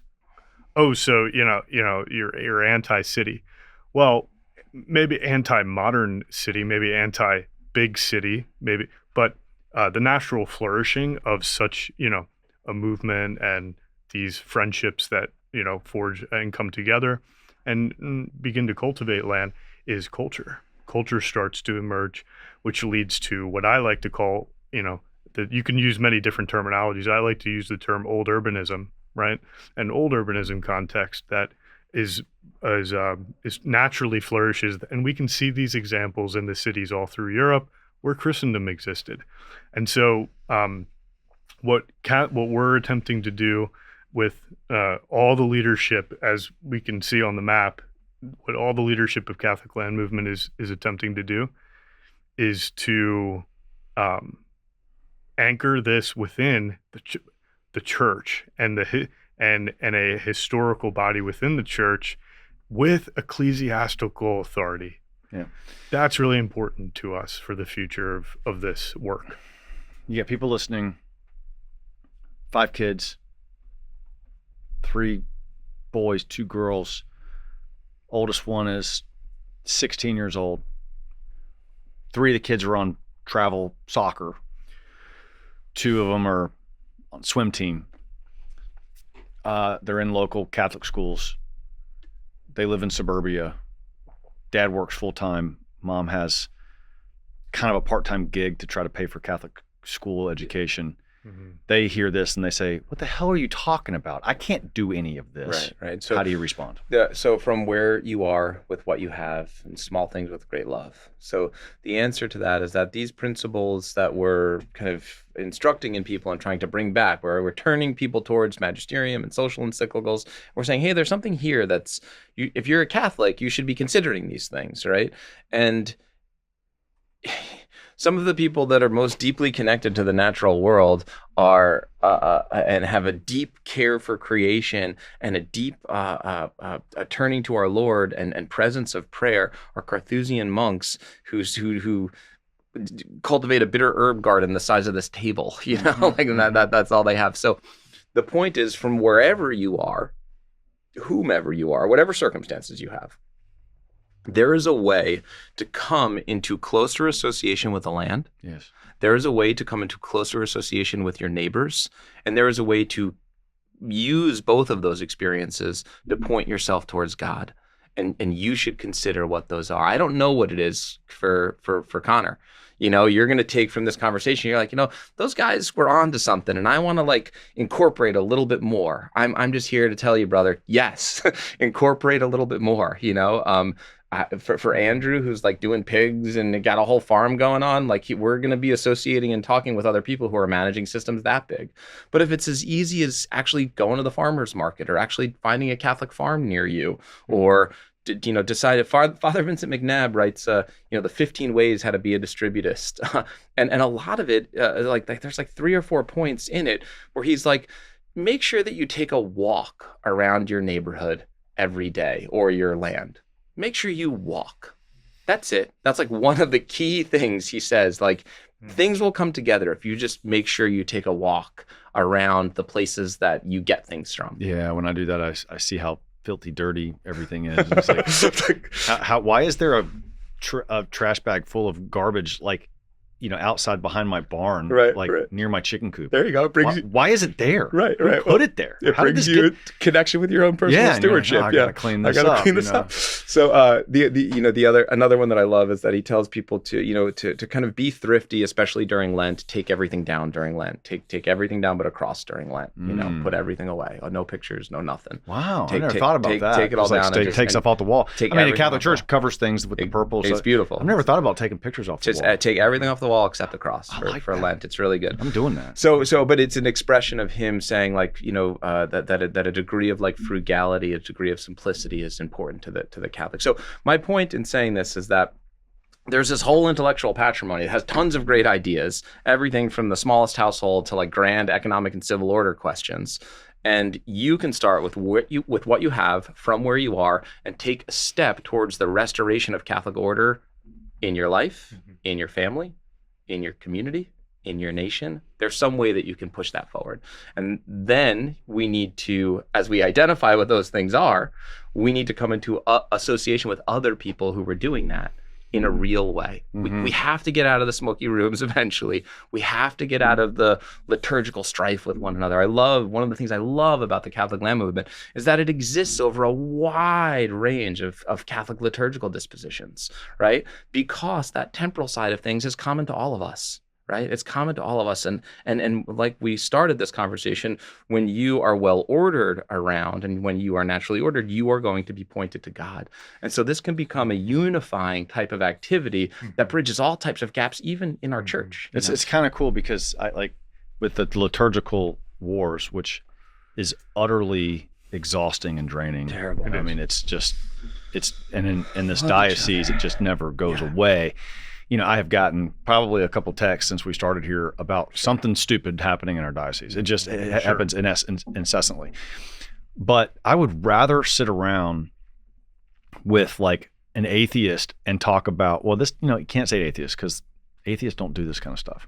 But some kind of, I'd rather sit around with just like a normal, nice, good old Southern boy evangelical and talk about how to fix my tractor, which has been sitting dead in my driveway for like a year, than debate Novus Ordo, kind of stuff. I get so tired of it. And it's like, at the end of the day, I still have to go back and get my tractor working. Right. And so, I can, it's just more healthy. I just feel like a little bit more purified. Right. Trying to get that generator last night working. Yeah.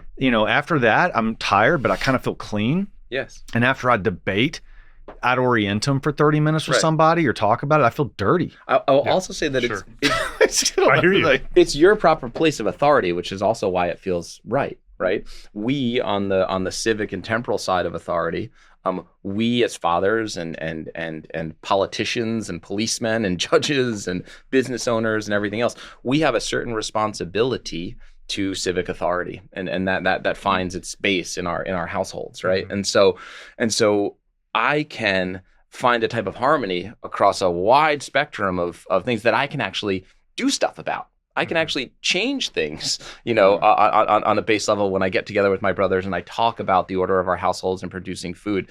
It's always unfortunate to me that the predominant kind of polemics and the media focus on the liturgical wars, because essentially there's not much any of us can do about it. Right. It's the bishops and the priests, and they're going to figure it out. I want to support the bishops and priests that are calling to unify, that have fidelity to the long history of the church. Like this is what I want. So Conor, you can't fix the mass, but you can fix your tractor. There you go. And you can fix your tractor. Not only can you fix your tractor, but you can fix your friend's tractor. Yeah, right. And then you guys can say a rosary together. Yeah, right. For the priests who are right, exactly. Fighting on the other side. There's something very real about this, yes. And there's something about like the serenity prayer, grant me the grace to, I'm going to say it wrong, but God grant me the serenity to accept the things I cannot change. Right. The courage to change the things I can, and the wisdom to know the difference. Right. Oh, so much. And how much, so part of this land movement is like, when you don't fill your day caring or taking care of your own stuff, you allow your psyche and your emotions to get swept up into the problems of the world. This is why people get all bent out of shape about, oh gosh, what was this? Did you guys, of course you didn't, because you're not on social media. I'm not really, but I saw I'm this. on social media. I'm not. I saw, Kevin, I don't know if you can find it. This might even be worth pausing, but this is like, it's like this girl who's crying about how pigs can't look up and see the sky because their head doesn't go up. Oh no. It's hilarious. It's real? It's real. I don't know. With all the deep fakes now, I don't know. But it's this like woke girl crying about pigs can't lift their head to see the sky. Bless her heart. It's the funniest thing, because this girl has never been within 100 yards of a living pig. For 17 years, I've been making ebooks and audiobooks of this amazing TAN library. And it's always been frustrating to me that I had to go to Kindle or Audible or wherever to get my own books from TAN. But now finally we have the TAN digital app. We have 900 plus ebooks and 300 plus audiobooks. These amazing writings of the saints, these spiritual classics, the most important books ever composed. The TAN digital app is the perfect place to where you can listen to this amazing stuff in the car or when you're on the treadmill or whatever you're doing. I'm personally using this. I love it. I know you will too. Go to Google Play or the App Store to get the TAN digital app.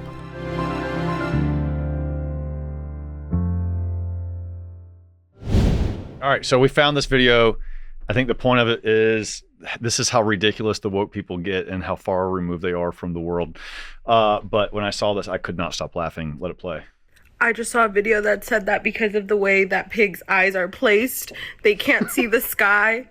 So if someone with a pig could like lift them so they can see the sky, just so that I can be okay. Good man. I just think it's hilarious. Just so I can be okay. That looks like a great pig. I mean, that's a great pig. That was a good pig. That's funny.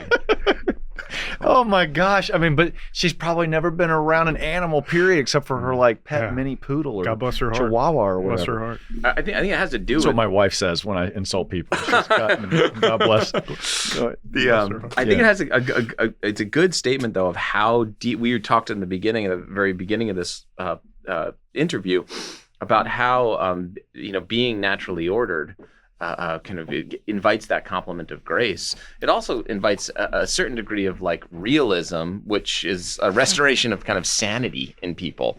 I think one of the reasons that people are, in our civic orders, in many regards, insane, is because they just don't have contact with the natural world, which rightly orders them. If I think about, I tried to, on my farm, I've shared this story with you. I had draft horses for about a year and a half. Wow. And so I was doing draft agriculture, and I struggled with it so much because I had draft agriculture. Yes. What do you mean? Like plowing the field Plowing with a the draft field horse? with a horse. Yeah, Okay. yeah. And so I would plow my orchard lanes with a horse, and I would grow, try and do it. It was terrible. I wasn't very successful is the point of the story. And anybody who's been farming for a long time, you get kind of deviated into lots of like failure, So well, what was missing was a connection to somebody who could actually be my mentor, somebody who could I didn't have it. I just got a horse and I got it for free. Don't look a gift horse in the mouth, but you should check its temperament. So Right. This guy didn't want to work. So in any event, the point of why I'm saying this is that it used to be that horsemanship and handling a horse really, really well is a whole depth of relationship. It is. It instructs a whole manner of things around disposition of character and what you project and confidence and it necessitates this kind of deep introspection about how I present myself to the world. Man. And I had 2 walking horses, Tennessee Walkers, Yep. and one of them was psychologically disturbed. That's why I got a good deal. Yep. And I had to basically kind of re-break that horse in a way, Right. and make it desensitized to things so it wouldn't freak out all the time. Yep.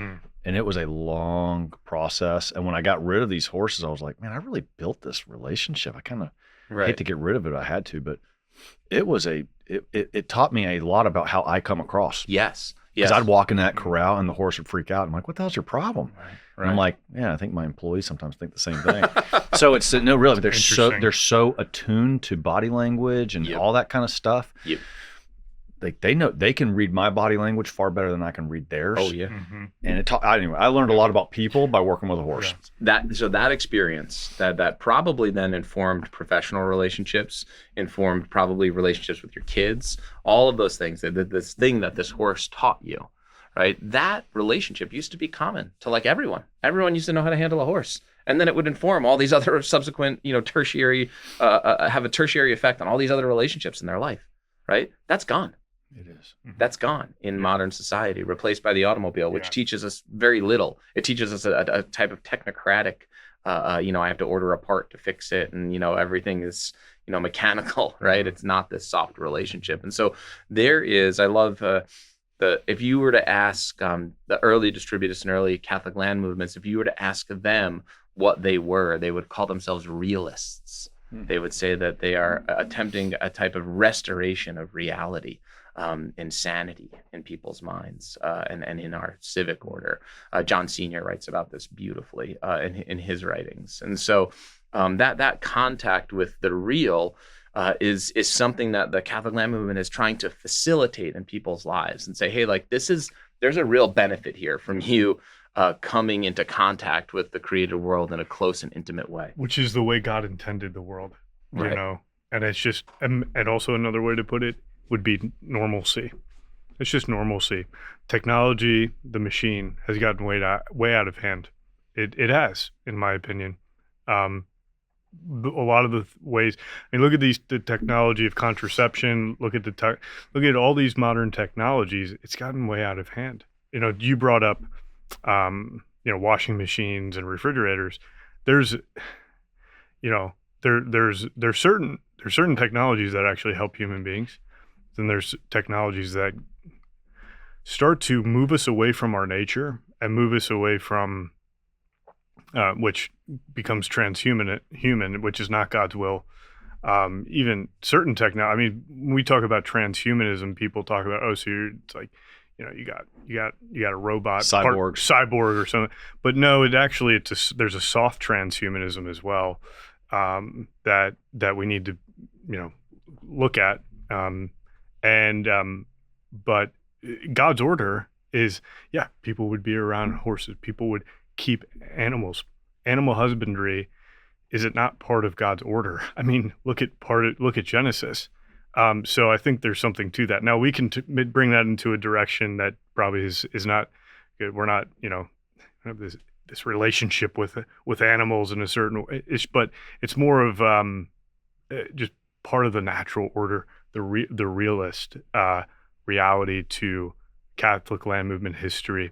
And moving away from that, it does show animals can't sin, and their natures are pure still.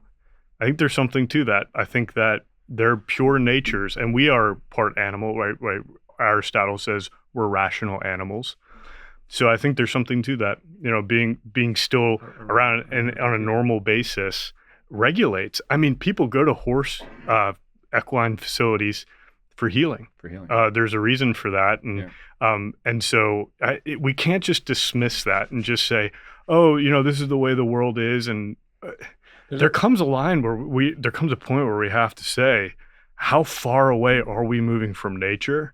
And we need to really look at that, for our own good, and from an anthropological standpoint, as the way God made us. I think there's something really to that. I have a good, both ordering the world. We've talked about that a lot, right? Close contact with the created world orders us in a particular way, and that order is, bends us towards virtue and a contemplative state that approaches God. There's something else that happens, though. The actual world itself becomes richer and has a deeper depth to it. So your actual experience of the created world clarifies. And I have a bit that I like to say that I started heating with wood. It's funny, we took a break. Well, whatever. I started with wood when we first made it to our homestead. I exclusively heat with wood. There's no petrochemicals that feed my family. I have an outdoor wood boiler. I throw wood in that boiler. It heats the house. I have a couple wood stoves inside. They heat the house. All right. I hadn't heated with wood before. Right. So firewood was firewood. Right. And so me and my boy would stack the firewood, the virtue of good order, me and my boy stacking firewood together, right? Making sure we're prepared for winter. We're thinking seasonally. We're teaching prudence and discipline and hard work and all these things. And so we're stacking wood. My wife gets a cook stove. We get her a cook stove where she can actually cook on top. So it's a big cook stove. It's got an oven in it, but it's wood fired, right? So she can cook on wood. My wife comes to me from her place of domestic order and says, honey, sometimes the fire's hot and sometimes the fire's not hot. Oh, what's going on? Like sometimes I can bake and the sourdough, comes out well, and then sometimes I bake and it doesn't, and I need it to be hot quick. Can you stack the wood so it's hot quick? And so I go, let me look into things. And then, all right. Different firewoods burn at different speeds. Temperatures and speeds. You can tell that just by campfires, for sure. Yeah. And then so all of a sudden because we got closer to the created world and began to integrate the created world into our life more, now my wood pile is not just a pile of wood. My wood pile is maple, oak, ash, different sizes for different purposes, completely different. Wow. And now I can see it. When I look at a piece of wood, I say, oh, that's ash. Let's put that aside for when we got to make it hot. Oh, that's maple. That's that's oak. That's going to make a good coal for when we want to keep it overnight. Oh, you start. Wow. So the whole world just became crisper and clearer and more rich and full of life and dimension because I came into close contact with the natural world. Dude, I love that. Was it in Wisdom? There's this reference to Solomon being given knowledge of all created things, of herbs and the different natures of everything that God has created. We're moving more and more away from that as a society in the majority in general, and Catholic land movement and all its related groups. We are moving more towards God's plan for Yeah, humanity. the consequence of the absence of this is a dull gray world. About AI, like how's this? I mean, you guys are primed very nicely to help kind of people combat the AI onslaught. Leo the 14th walked out pretty early on. We saw that he was going to talk about the next industrial revolution, which is AI and automation and whatnot. So just talk about that a little bit. I mean, how does your Catholic land movement help people navigate AI, automation, all of these things? Because I think there's about to be a massive layoff of people. Yeah. I mean, you know, the automation's a real thing. It's really coming. Yeah. I can share my personal experience. AI started to come out, ChatGPT. I began to use it, and I used it probably for about a year, and mostly in personal thing to organize and make things more efficient and go faster.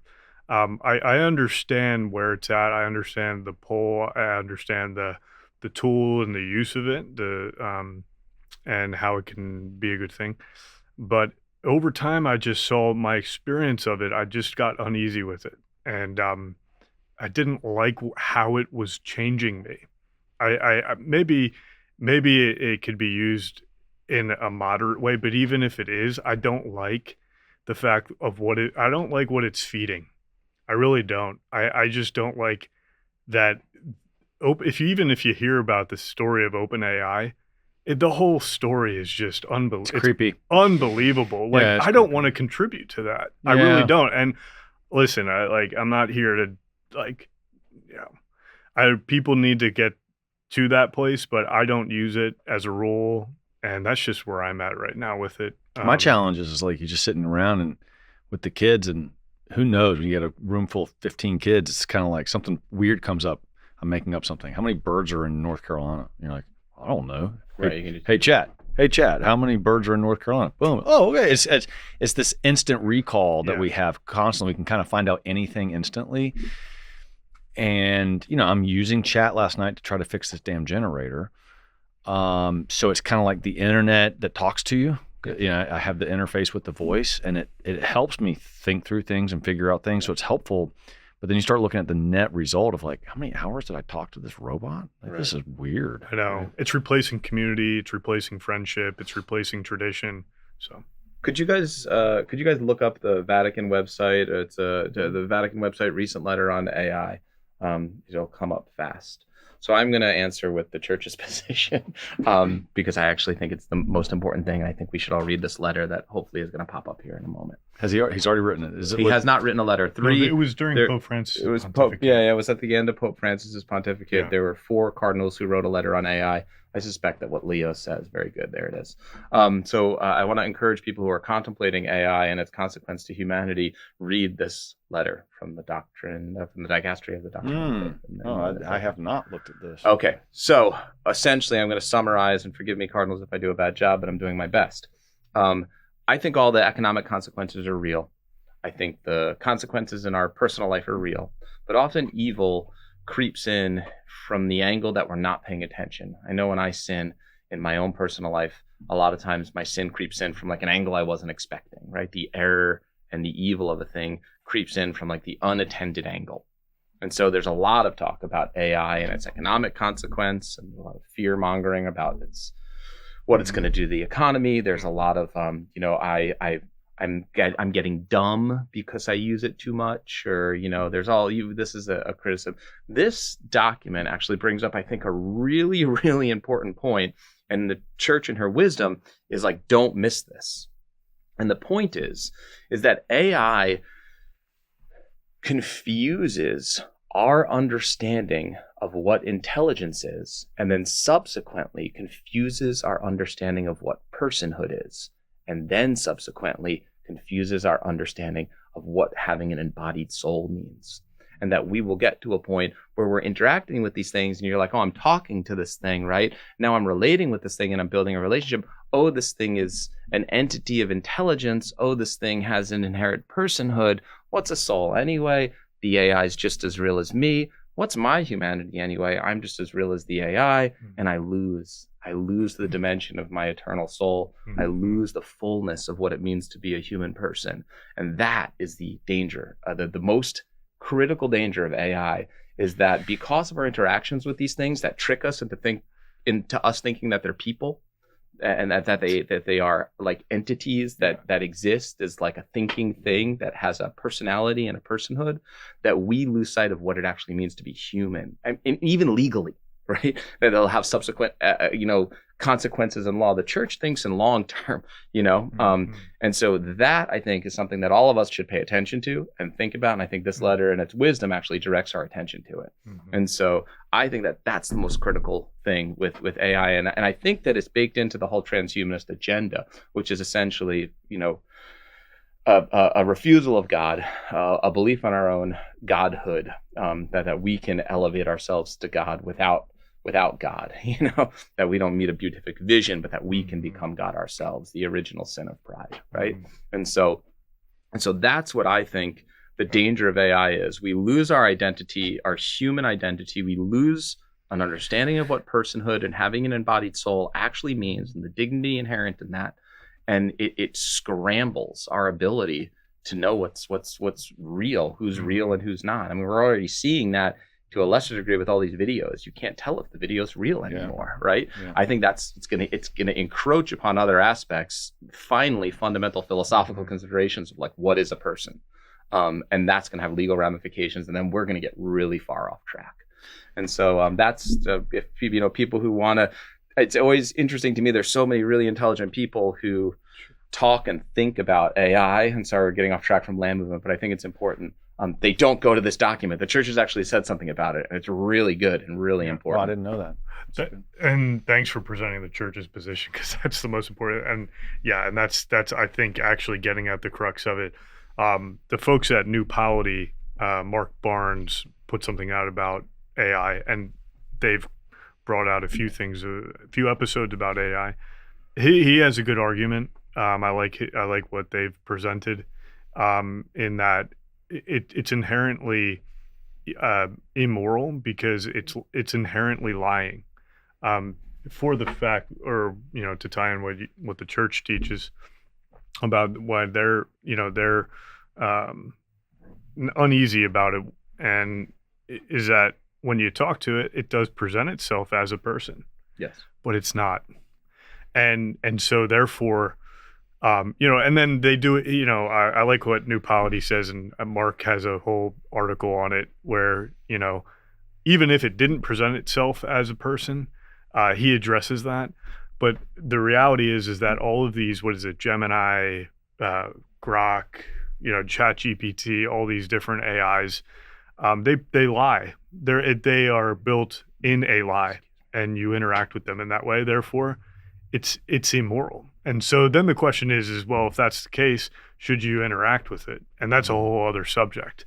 But I think that's important to just state that, you're just always remember, if you're using it, you're dealing with something that is lying to you, in itself, like in its existence, in its structure. So I think it's a good point. I don't want to interact with something that's lying, because I know who the father of lies is. I mean, and so anyway. The intent of these people and their rhetoric and everything, the intent of the architects of these things are saying we are creating God intelligence over and over again. That's just the original pride and arrogance seeping back into the world through human stupidity and failure. Right. And so, but kind of your question of what is Catholic Land Movement doing to help, all the folks within Catholic Land Movement with AI, we haven't particularly addressed it. I mean, chapter leaders are welcome. I mean, we have over, near 60 chapters, I just mean that the crazier AI gets and automation gets, the more of a safe haven your organization is. Yeah. Well, yeah, I ain't never. That's all I really mean. Ain't gonna milk a goat. Sure. It's not gonna milk a goat. Right. So. But I think people get weirded out on this stuff. Right. For example, here's data point. When ebooks took off, paper books sold better a couple years later. And when digital tablets and iPads, have taken off, and digital calendars, just blank moleskin black blank page notebooks. Yeah. Sales go out because they go way up because people just get digital fatigue. Yes. And so we just all have digital fatigue. So I'm just saying you guys are like there as a respite when people are just overwhelmed with technology. Well, Right. yeah. I mean, the fundamental thing with why I brought it up early in the conversation when I was talking about the myth of progress. Sometimes the land movement's accused, we're accused of being reactionary, or we're accused of being kind of like Luddites who want to turn back the clock, and what we're trying to focus on in the land movement is contact with the created order, and through that, the will of God, to order ourselves rightly. And it has nothing to do with going forward or back. That can happen in a society with high technology. It can happen in a society with low technology. Have we lost sight of what's real? And have we lost sight with a deep contact with what's real? And again, the essential real, the land, our brothers and sisters, and God. That's what's real. What's ever ancient, ever new. Yeah. Namely God. And so the land movement is attempting to help people kind of regain that focus in the particulars of even the small relationships. How do I get my bread? Where does my water come from? What am I? So how do I play music? How do I on and on and on and on. I love the John Senior. Taking the violin off the wall. Somebody asked me. I gave a distributist talk recently at a land movement chapter. They had me come in and I gave a talk about distributism, and there was a guy. They played piano earlier, and people actually were singing. It was Christmas time. It was like Christmas carols and stuff, and so. There was this talk about distributism, and I related it to the piano in that music is a thing, right? And most ways that people interact with music is they open up their Spotify and they play a song that's been manufactured by a corporation far away, and that it's fed to them, and it's a consumer experience, and they don't have any participation with it. Well, that is a very, very shallow dimension of what music is. But when people take music away from that corporation and take it away from Spotify and give it to one another and participate in music together immediately, music takes on a whole new dimension, and it's beautiful and it's nourishing, and that's distributing music. See how we took it away from the corporation and distributed it to each other, and we sang and harmonized and played a piano together. That's a metaphor for distributism. Yes, it is. And so this can be done like across everything, right? If we come into close contact, associate in love with one another, and orient that towards the love of God, the entire world just becomes this rich, beautiful place that is preparing us for eternity, rather than a materialist kind of like fight for existence. Yeah. And so what challenges that? What is the current that because I think everyone knows that. I think that it's almost common sense of what brings us together and what adds value, what brings good experiences into our lives that makes us more human. And these are common sense things, and I think also people have they can kind of put their finger on what the current is that is disrupting that. But that's where the Catholic social teaching really comes into play and can really help illumine, like, what is the issue? The issue is the consolidation of property and capital, power, and what the groups that are consolidating that and how they're using that capital to gain more capital and power. And it's mainly a lot of it through technology. The wage system itself is something for us to look at. That's why, I would encourage anyone who's, in a position thinking about moving to it, like, find a good ESOP. An ESOP is a really good place to start, but where they really live out that culture. Employee stock ownership plan. Right. And there's many companies who had our company used to be an ESOP. It now no longer is professionally where I work, but outside of land movement. But, now I did see the change. So and point is that what is that current? Identifying that current that is almost social, as engineering society, a social engineering in a certain way, whether it's intentional or unintentional. There are currents that are moving us away from being human and staying human. And so Catholic land movement, there's nothing more, if we want to be rooted, the land is a place that is a touch point that we can always go back to, as long as they don't take our land from us. But that's a whole other, that you can start anew. It's renewing. And so to your point, right, as things continue to go the way they are, and as technocracy continues to, manifest its tyrannical works in the world, if you will, the Catholic land movement and its work, is our touch points of living within God's order. What else do you guys want to say about subsidiarity? I mean, you touched on it. Yeah, I touched on it briefly. Subsidiarity is great. I've been thinking a lot about it recently. That's how the principle of subsidiarity is referenced in Quadragesimo Anno, which is an encyclical kind of reviewing Rerum Novarum. It's a cyclical about Rerum Novarum.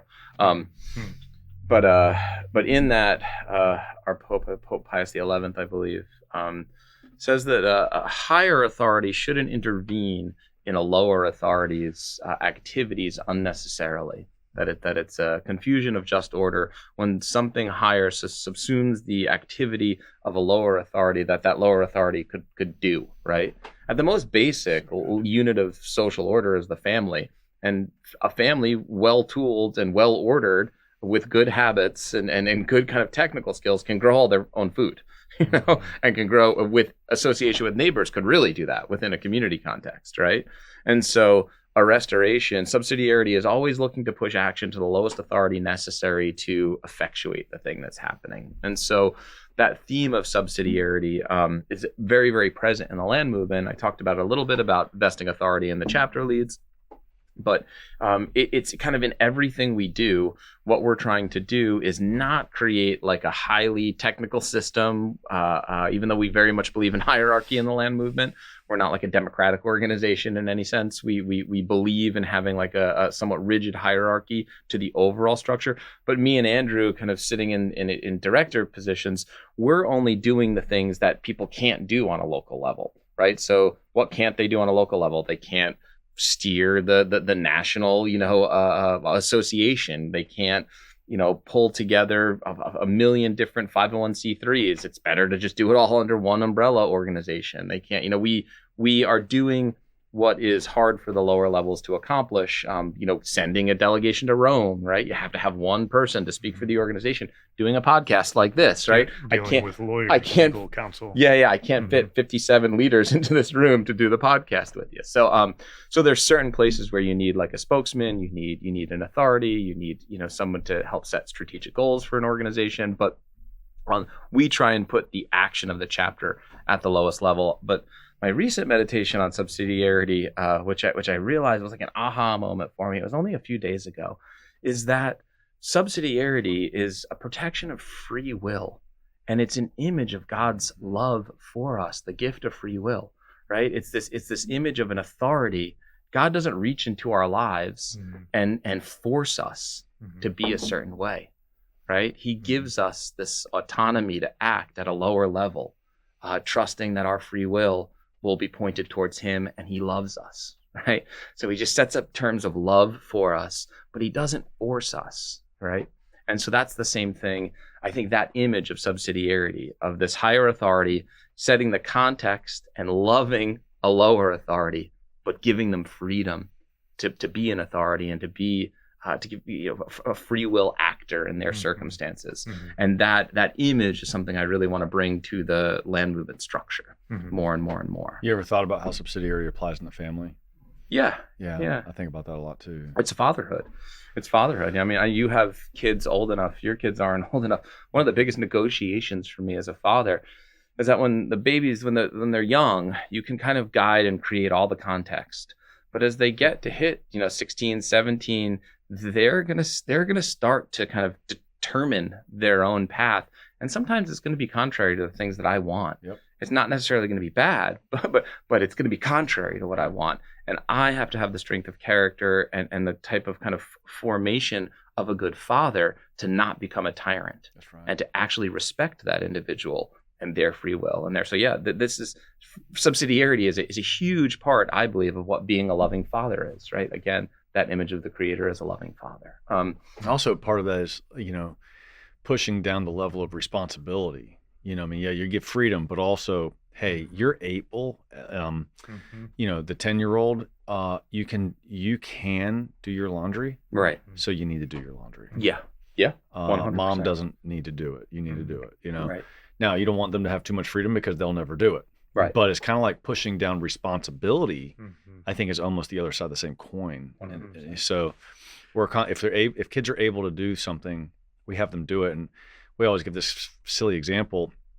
We had friends years ago at the house, and our 2-year-old came up and basically asked if they could have a yogurt cup. Sure. And then my friends who also had a 2-year-old, but it was like their first 2-year-old, and it was probably our 10th 2-year-old or whatever. And they watched our kid drag a bar stool over to the refrigerator, climb up, open the refrigerator door, get the yogurt out, take the top off, throw it away, drag the stool over to the silverware drawer, climb up, get a spoon out, etc., and then go to the table and eat it. And my friends are like, right. Because they're still spoon feeding their 2-year-old because it's their first. That's everyone babies the first kid. Yes. And it's like, yeah, your kid can do what my kid just did. You just haven't forced it yet, which is natural because, but when you have 5 more kids, you will. Right. The 5th kid will feed it himself. There's just a natural. Yeah, it is funny. I remember being with my first kids, you watch them while they sleep, and you're I believed that my agency as a parent was determining every character trait of that person, and so I was so focused and almost waxing on every way I treated the child. And then by the time I'm at number 6 now, I'm like, oh, God made you who you are. I just got to keep you fed. I got to keep you safe. I got to give you some type of formation that points you towards God. But God made you who you are. It's what really helped me with that was number 11 and 12, twins. Right. And so when they're twins, it's like your environment is identical. You wear the same clothes, you eat the same food, you have the same older siblings, younger siblings. You're experiencing me at the same age, your mom at the same age, all of that stuff. And yet they are radically different. And it's okay, now I realized so much more of this is hardwired than software engineered or whatever. Yes.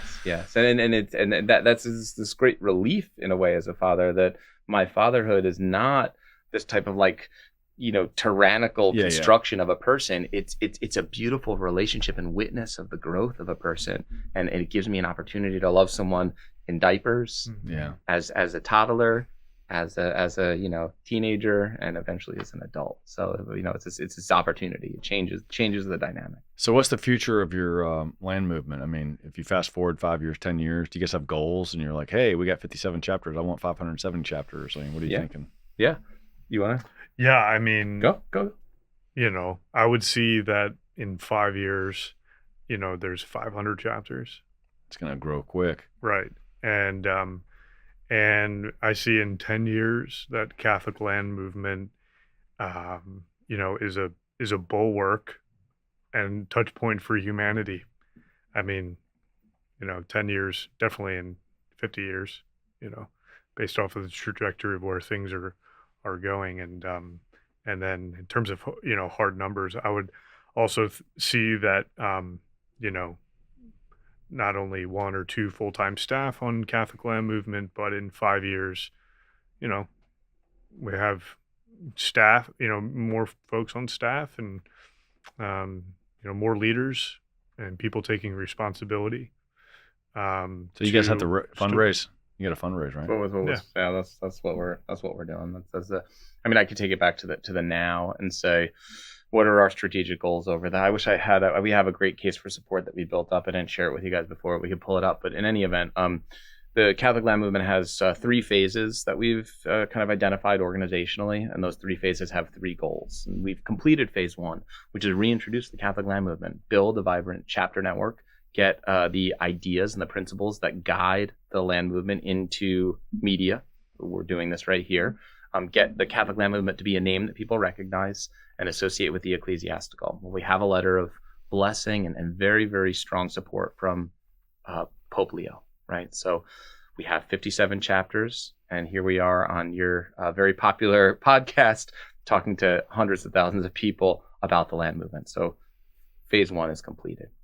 Phase 2 is formalizing the organization and actually rallying the resources so we can continue the development. You're a CEO, you run a publishing company and probably other stuff, podcasts, big media company. You understand that in order to, there comes with all this intake and training of new leaders, there's administrative burden, there's communication burden, there's data burden, there's all these things.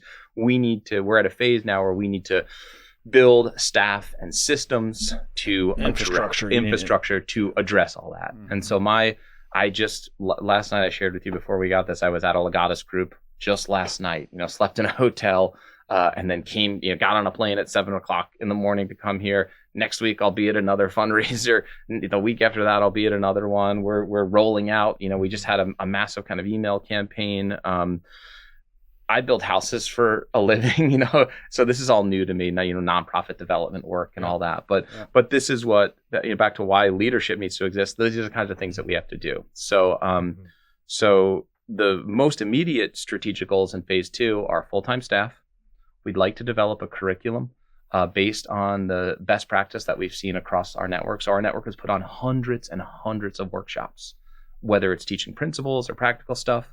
We'd like to create a curriculum of best workshops. Videos? No, I think it's like a kind of like a manual that we could then give to a chapter lead or give to a Catholic institution like a private school and say, we actually just contracted somebody to make that curriculum, or we're in the process of kind of finalizing. What's in the curriculum then? So it would be like how to teach you want to do candle dipping. All right. So you want to learn how to make candles. Okay. Let's relate candles to the workshop. Here's how to put on a good candle dipping workshop. Here's the supplies you need. Here's a lesson about beeswax candles in the Catholic Church and their history and their importance to sacrament. Bees and Catholic history are it's awesome. When I became a certified beekeeper and I read like the Bee Bible or whatever it was called. Yeah, amazed at how Catholic the most Catholic animal in the world is the honeybee. Yes. I like this. It's amazing. Yes. So sorry, keep going. No. But are in this manual, or in this curriculum, is it actually instructions also on how to make the Yeah. Correct. So it's somebody could practical. use this. It's like the handbook for the Catholic, right. It's a field guy or manual. whatever. Field manual. It's a field Right. manual, and then it'll also include, I would say 80% practical, 20% intellectual principle. I love that. I know a publisher. I know you do. We should talk to him. Yeah, we should. Yeah, put us in touch with So it's a field manual on how to do stuff. Yeah. So Is there, by the way, so on this point, I've been talking about my stupid generator, but a lot of my stress in my life comes from, all right, generator breaks down. I don't use that very often because it's just weather. My weed eater. It's like every other time I pull out that stupid thing, it won't work, That's right? My zero-turn lawnmower. That thing has been in the shop countless times for some reason or another. My little John Deere riding lawnmower that my father-in-law gave me, he had it running for 30 years. It steps foot on my property and breaks, and I don't know how to get it running. My tractor's broken down, and I have an electric problem on my tractor. It's a Kubota, 1500 Kubota, so it's a pretty serious thing sitting there in my stupid driveway. Yeah. Small engine repair, right? And so now it's like we think about like going back to the land, but we're not Luddites. Right. If you got land, you got small engines. Yes, you do. And it's like, man, why did I go to law school when all I needed to know how to do is to fix a damn small engine? Yeah, for sure. Yeah, farming is being a mechanic and an accountant. Yeah, right. I mean, constitutional law is not helping me here.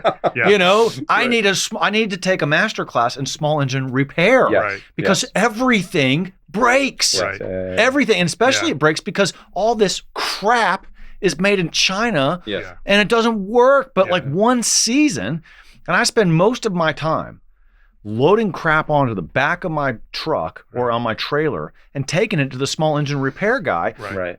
And there's like one in my town. Right. and there's like every other household around doesn't know how to fix anything either. Right. And so this guy has like the greatest job security that the world's ever seen. He does. Yeah. Right. And he takes his time. And so I don't get my tractor back for like 3 weeks. Yeah. I need a small engine repair class. So you could imagine that this field manual, it could handle, All different types of stuff. all different types of stuff, sure. But when we start getting into more complex technology as a small engine compared to, rose a for candle. garden Right. or making a candle, then that's, this, so it's going to build and grow.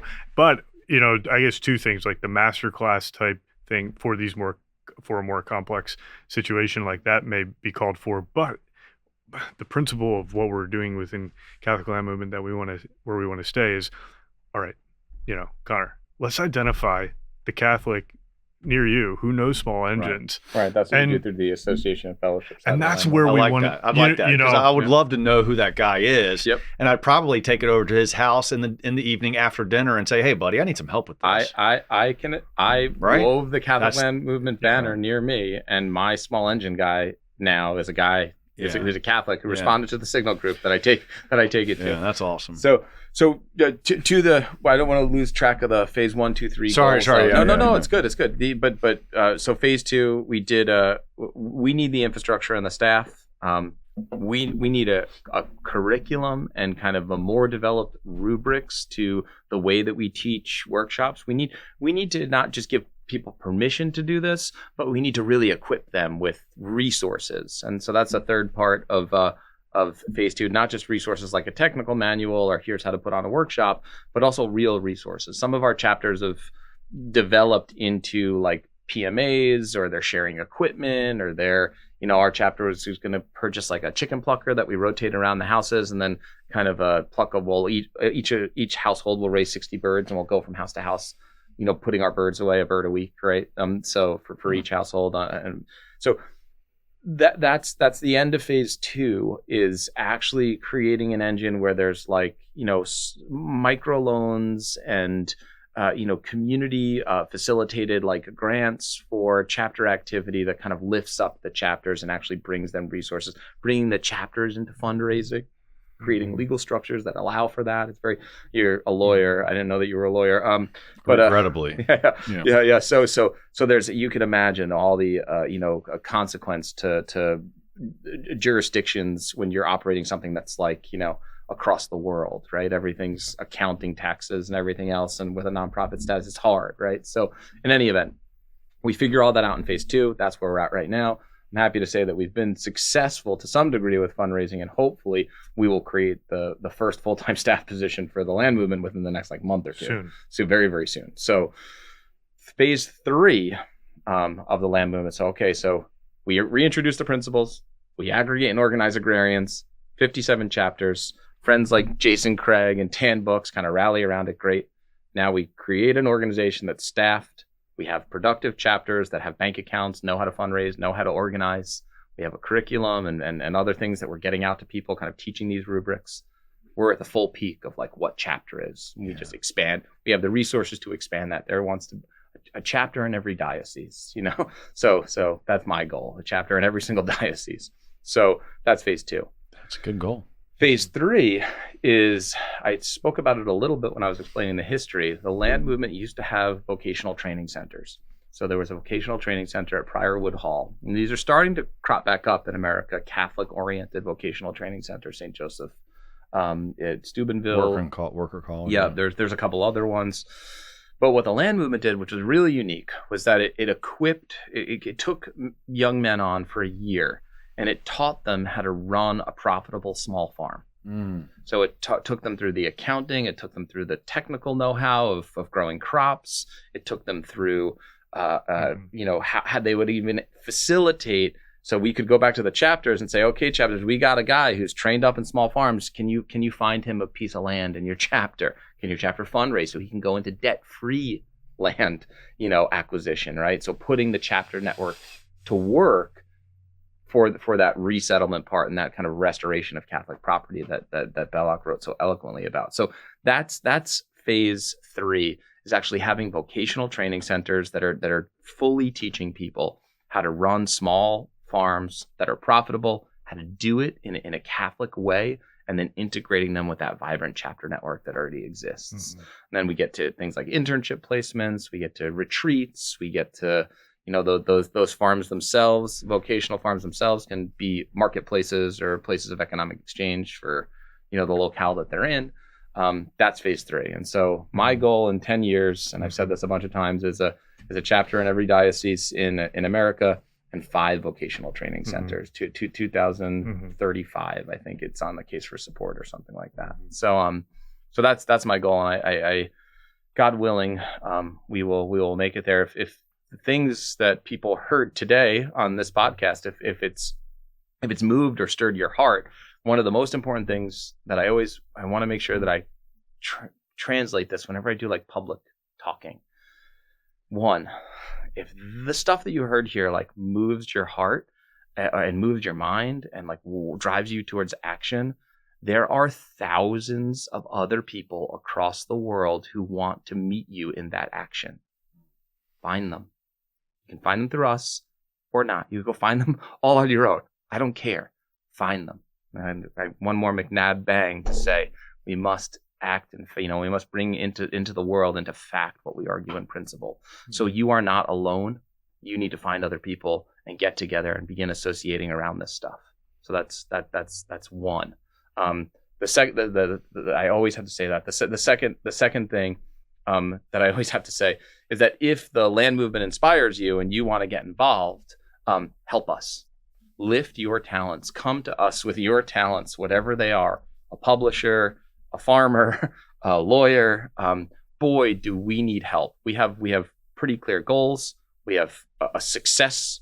We have a demonstrable success in the chapter network with hundreds of events and conferences and tons of, we have a blessing from Pope Leo XIV. We're here, and we need you, brothers and sisters, to come and kind of counter the trajectory of, the technocratic disaster that we're headed to.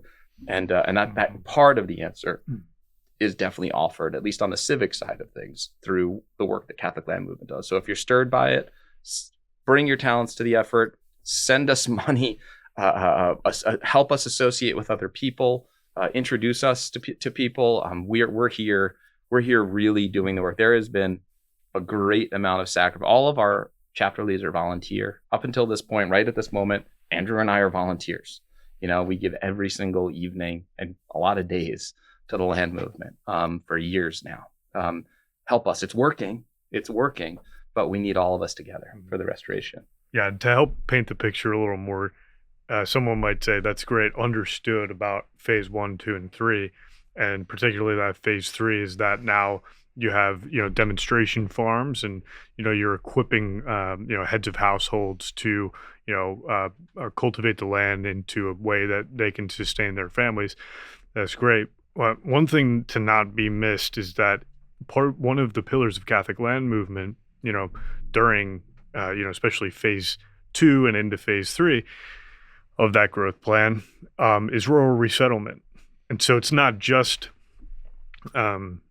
building these demonstration farms, but when people say, well, help me understand how do we help more Catholics get onto land? That's the pillar of rural resettlement. And so we've partnered with another nonprofit who's going to be helping within rural resettlement.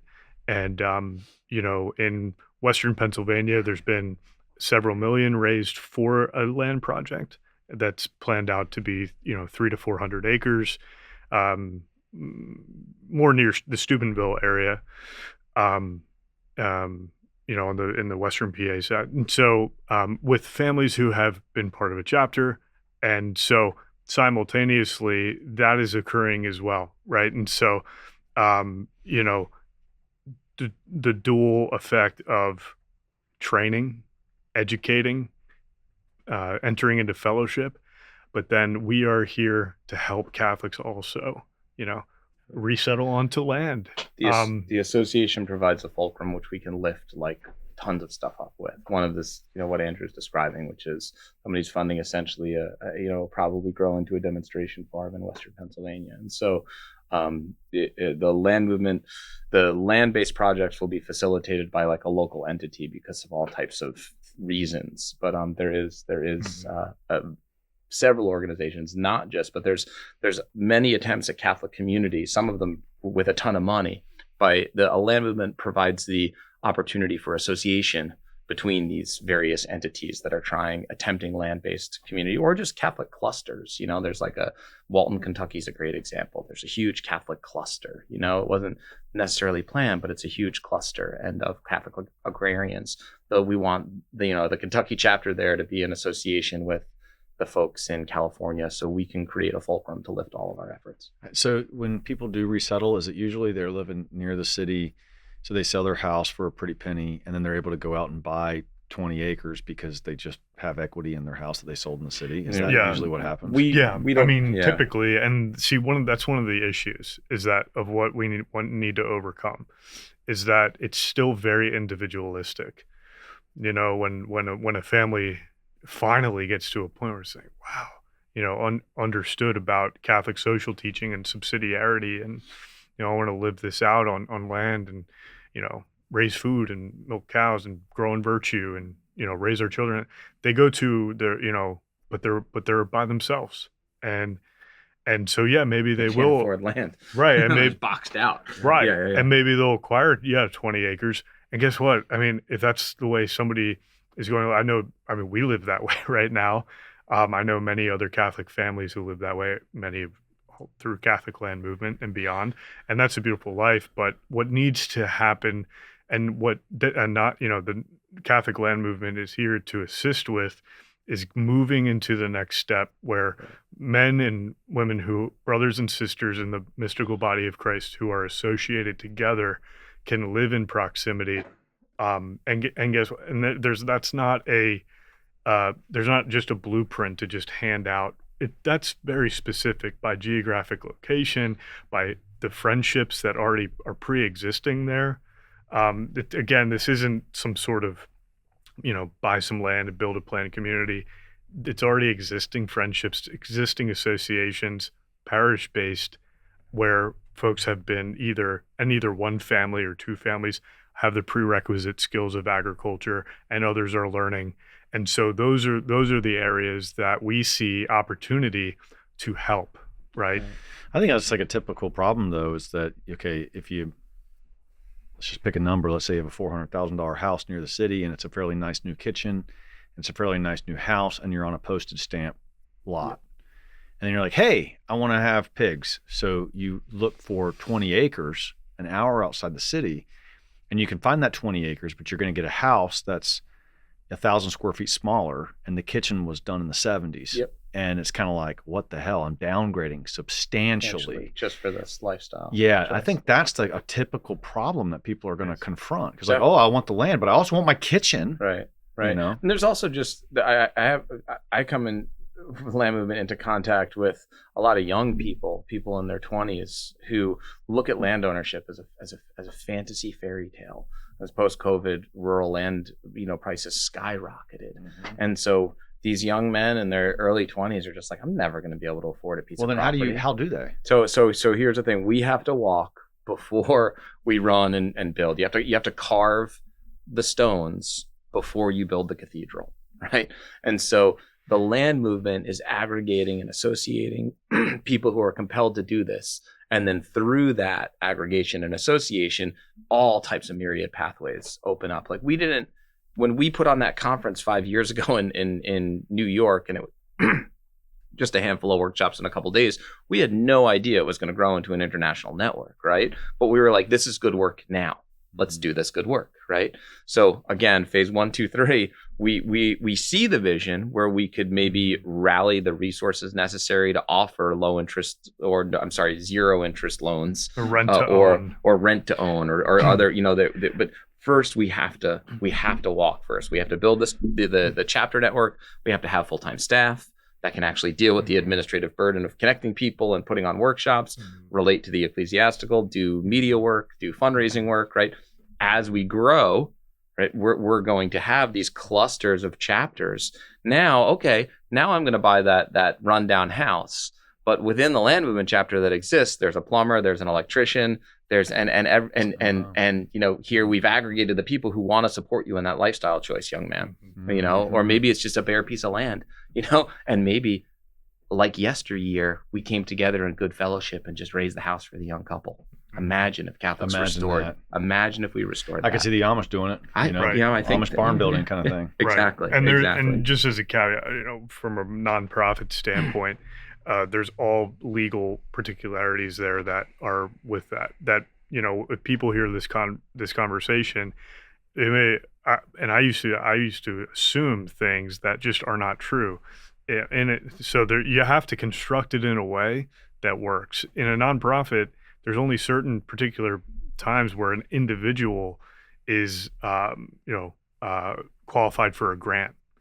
So a nonprofit can't. So you have to look at what is the structure how this would actually work. I mean, a rent-to-own situation, shared labor could work. So there's different models of how to get there, but it's not just as simple as receiving some sort of grant out of a place that doesn't exist, that we can't legally do that. So that whole structure is also being worked out too, as part of the project, to say, how does this begin to work well, so that and then the other question is too, principally, should that happen? There's something that exists that's called toxic charity, right? Where you give so much that it doesn't help, or just handouts, right? And so both these types of things exist, but I think that there's a question that we can look at and where we can say, based off of where modernity is currently and many different factors, including rampant usury, and the different aspects of and the debt system that exists, that is it an actual charity towards folks, Catholic families with large Catholic families with many kids who are in a certain situation, and in a lot of ways, is that an actual charity to put together some sort of system that helps them get to that point? I think the answer is yes. I don't think that it's there's a danger in this stuff though. I just did a counsel session with a man younger guy, new family. He just bought a farm. He's building his house, and he's like, man, I'm stressed out. Trying to put a farm together, essentially is what he was saying. It's very demanding. It's very, and unfortunately, I've seen this process of I'm going to go pioneer out somewhere all by myself, kind of wreck men, wreck them financially, wreck their families. And so there's a danger there. And so what the land movement is attempting to do is to create the bedrock of common association first, where a young man wants to do this stuff. We can say, that's great that you want to do this stuff. Do you know how to row crop?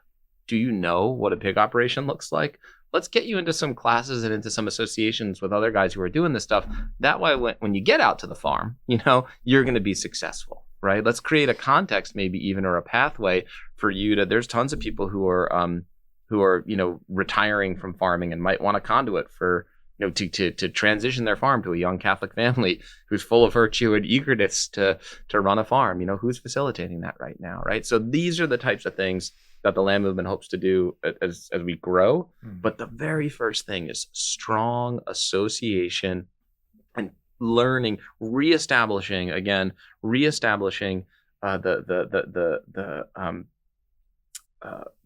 peer-to-peer education that made agrarianism thrive in America 200 years ago, or what the Amish still embody today, right? The Amish don't have technical schools where they're teaching things, right?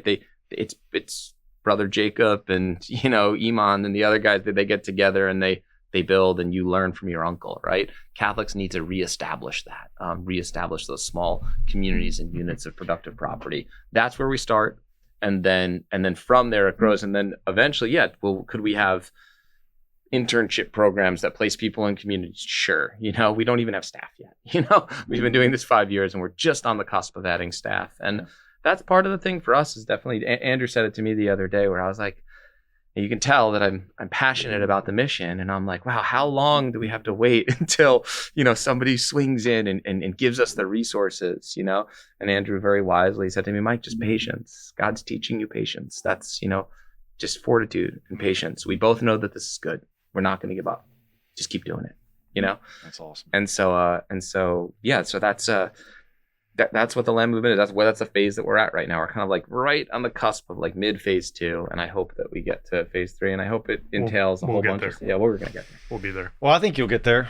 I mean, by the way, we've been having this book sit here. This is not your book. I mean, it's kind of weird to have like someone else's book, but it says the American Catholic Land Movement. It's by Jason Craig and Jason Stout. Well, there's a ton of friends in that book. Yeah, it's great. But I hope you guys do it. I hope you make the manual. I hope that your organization raises the money so you can dedicate full time to this thing and grow it up and help start all these chapters. And it's amazing. It's amazing. It's natural. It's the natural order of things. And I don't know why I do know why, because of sin. It's so hard to be real. Right. It is just really hard to be natural. Yes, there's nothing more uncommon than now being just a common man. That's the Chesterton quote. The most extraordinary thing is a common man and his loving family. Yeah. So, but you guys are doing it. It's eminently Catholic. I support it 100%.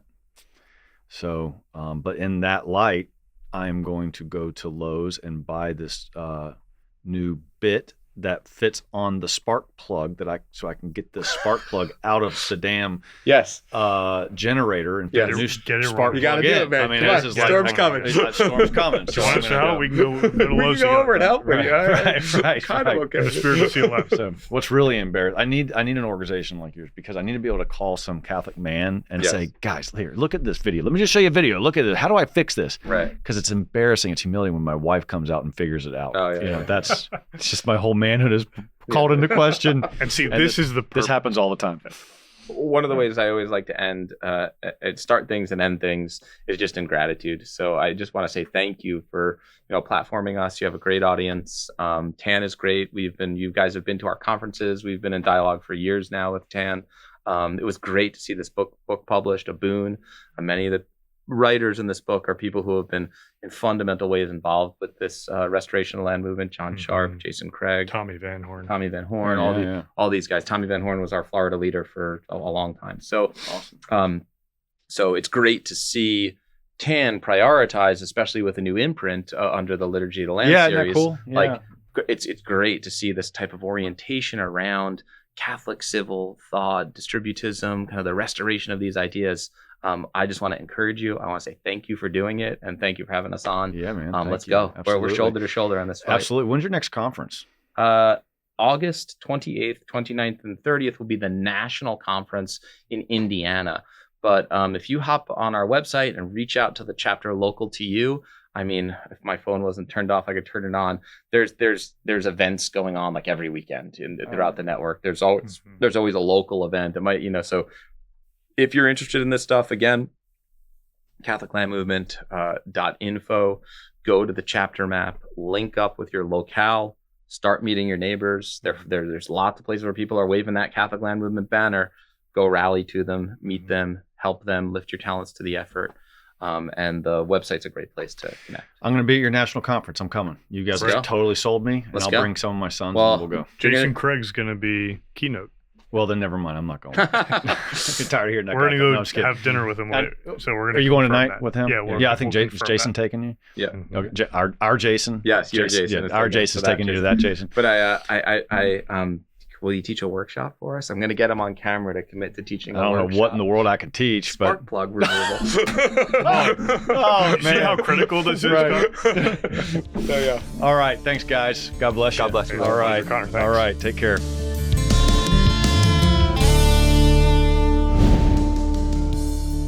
Hey, thanks guys for checking out the Conor Gallagher Show. Please take a moment to like, subscribe, or comment, or whatever you got to do to support it. And I appreciate that very much.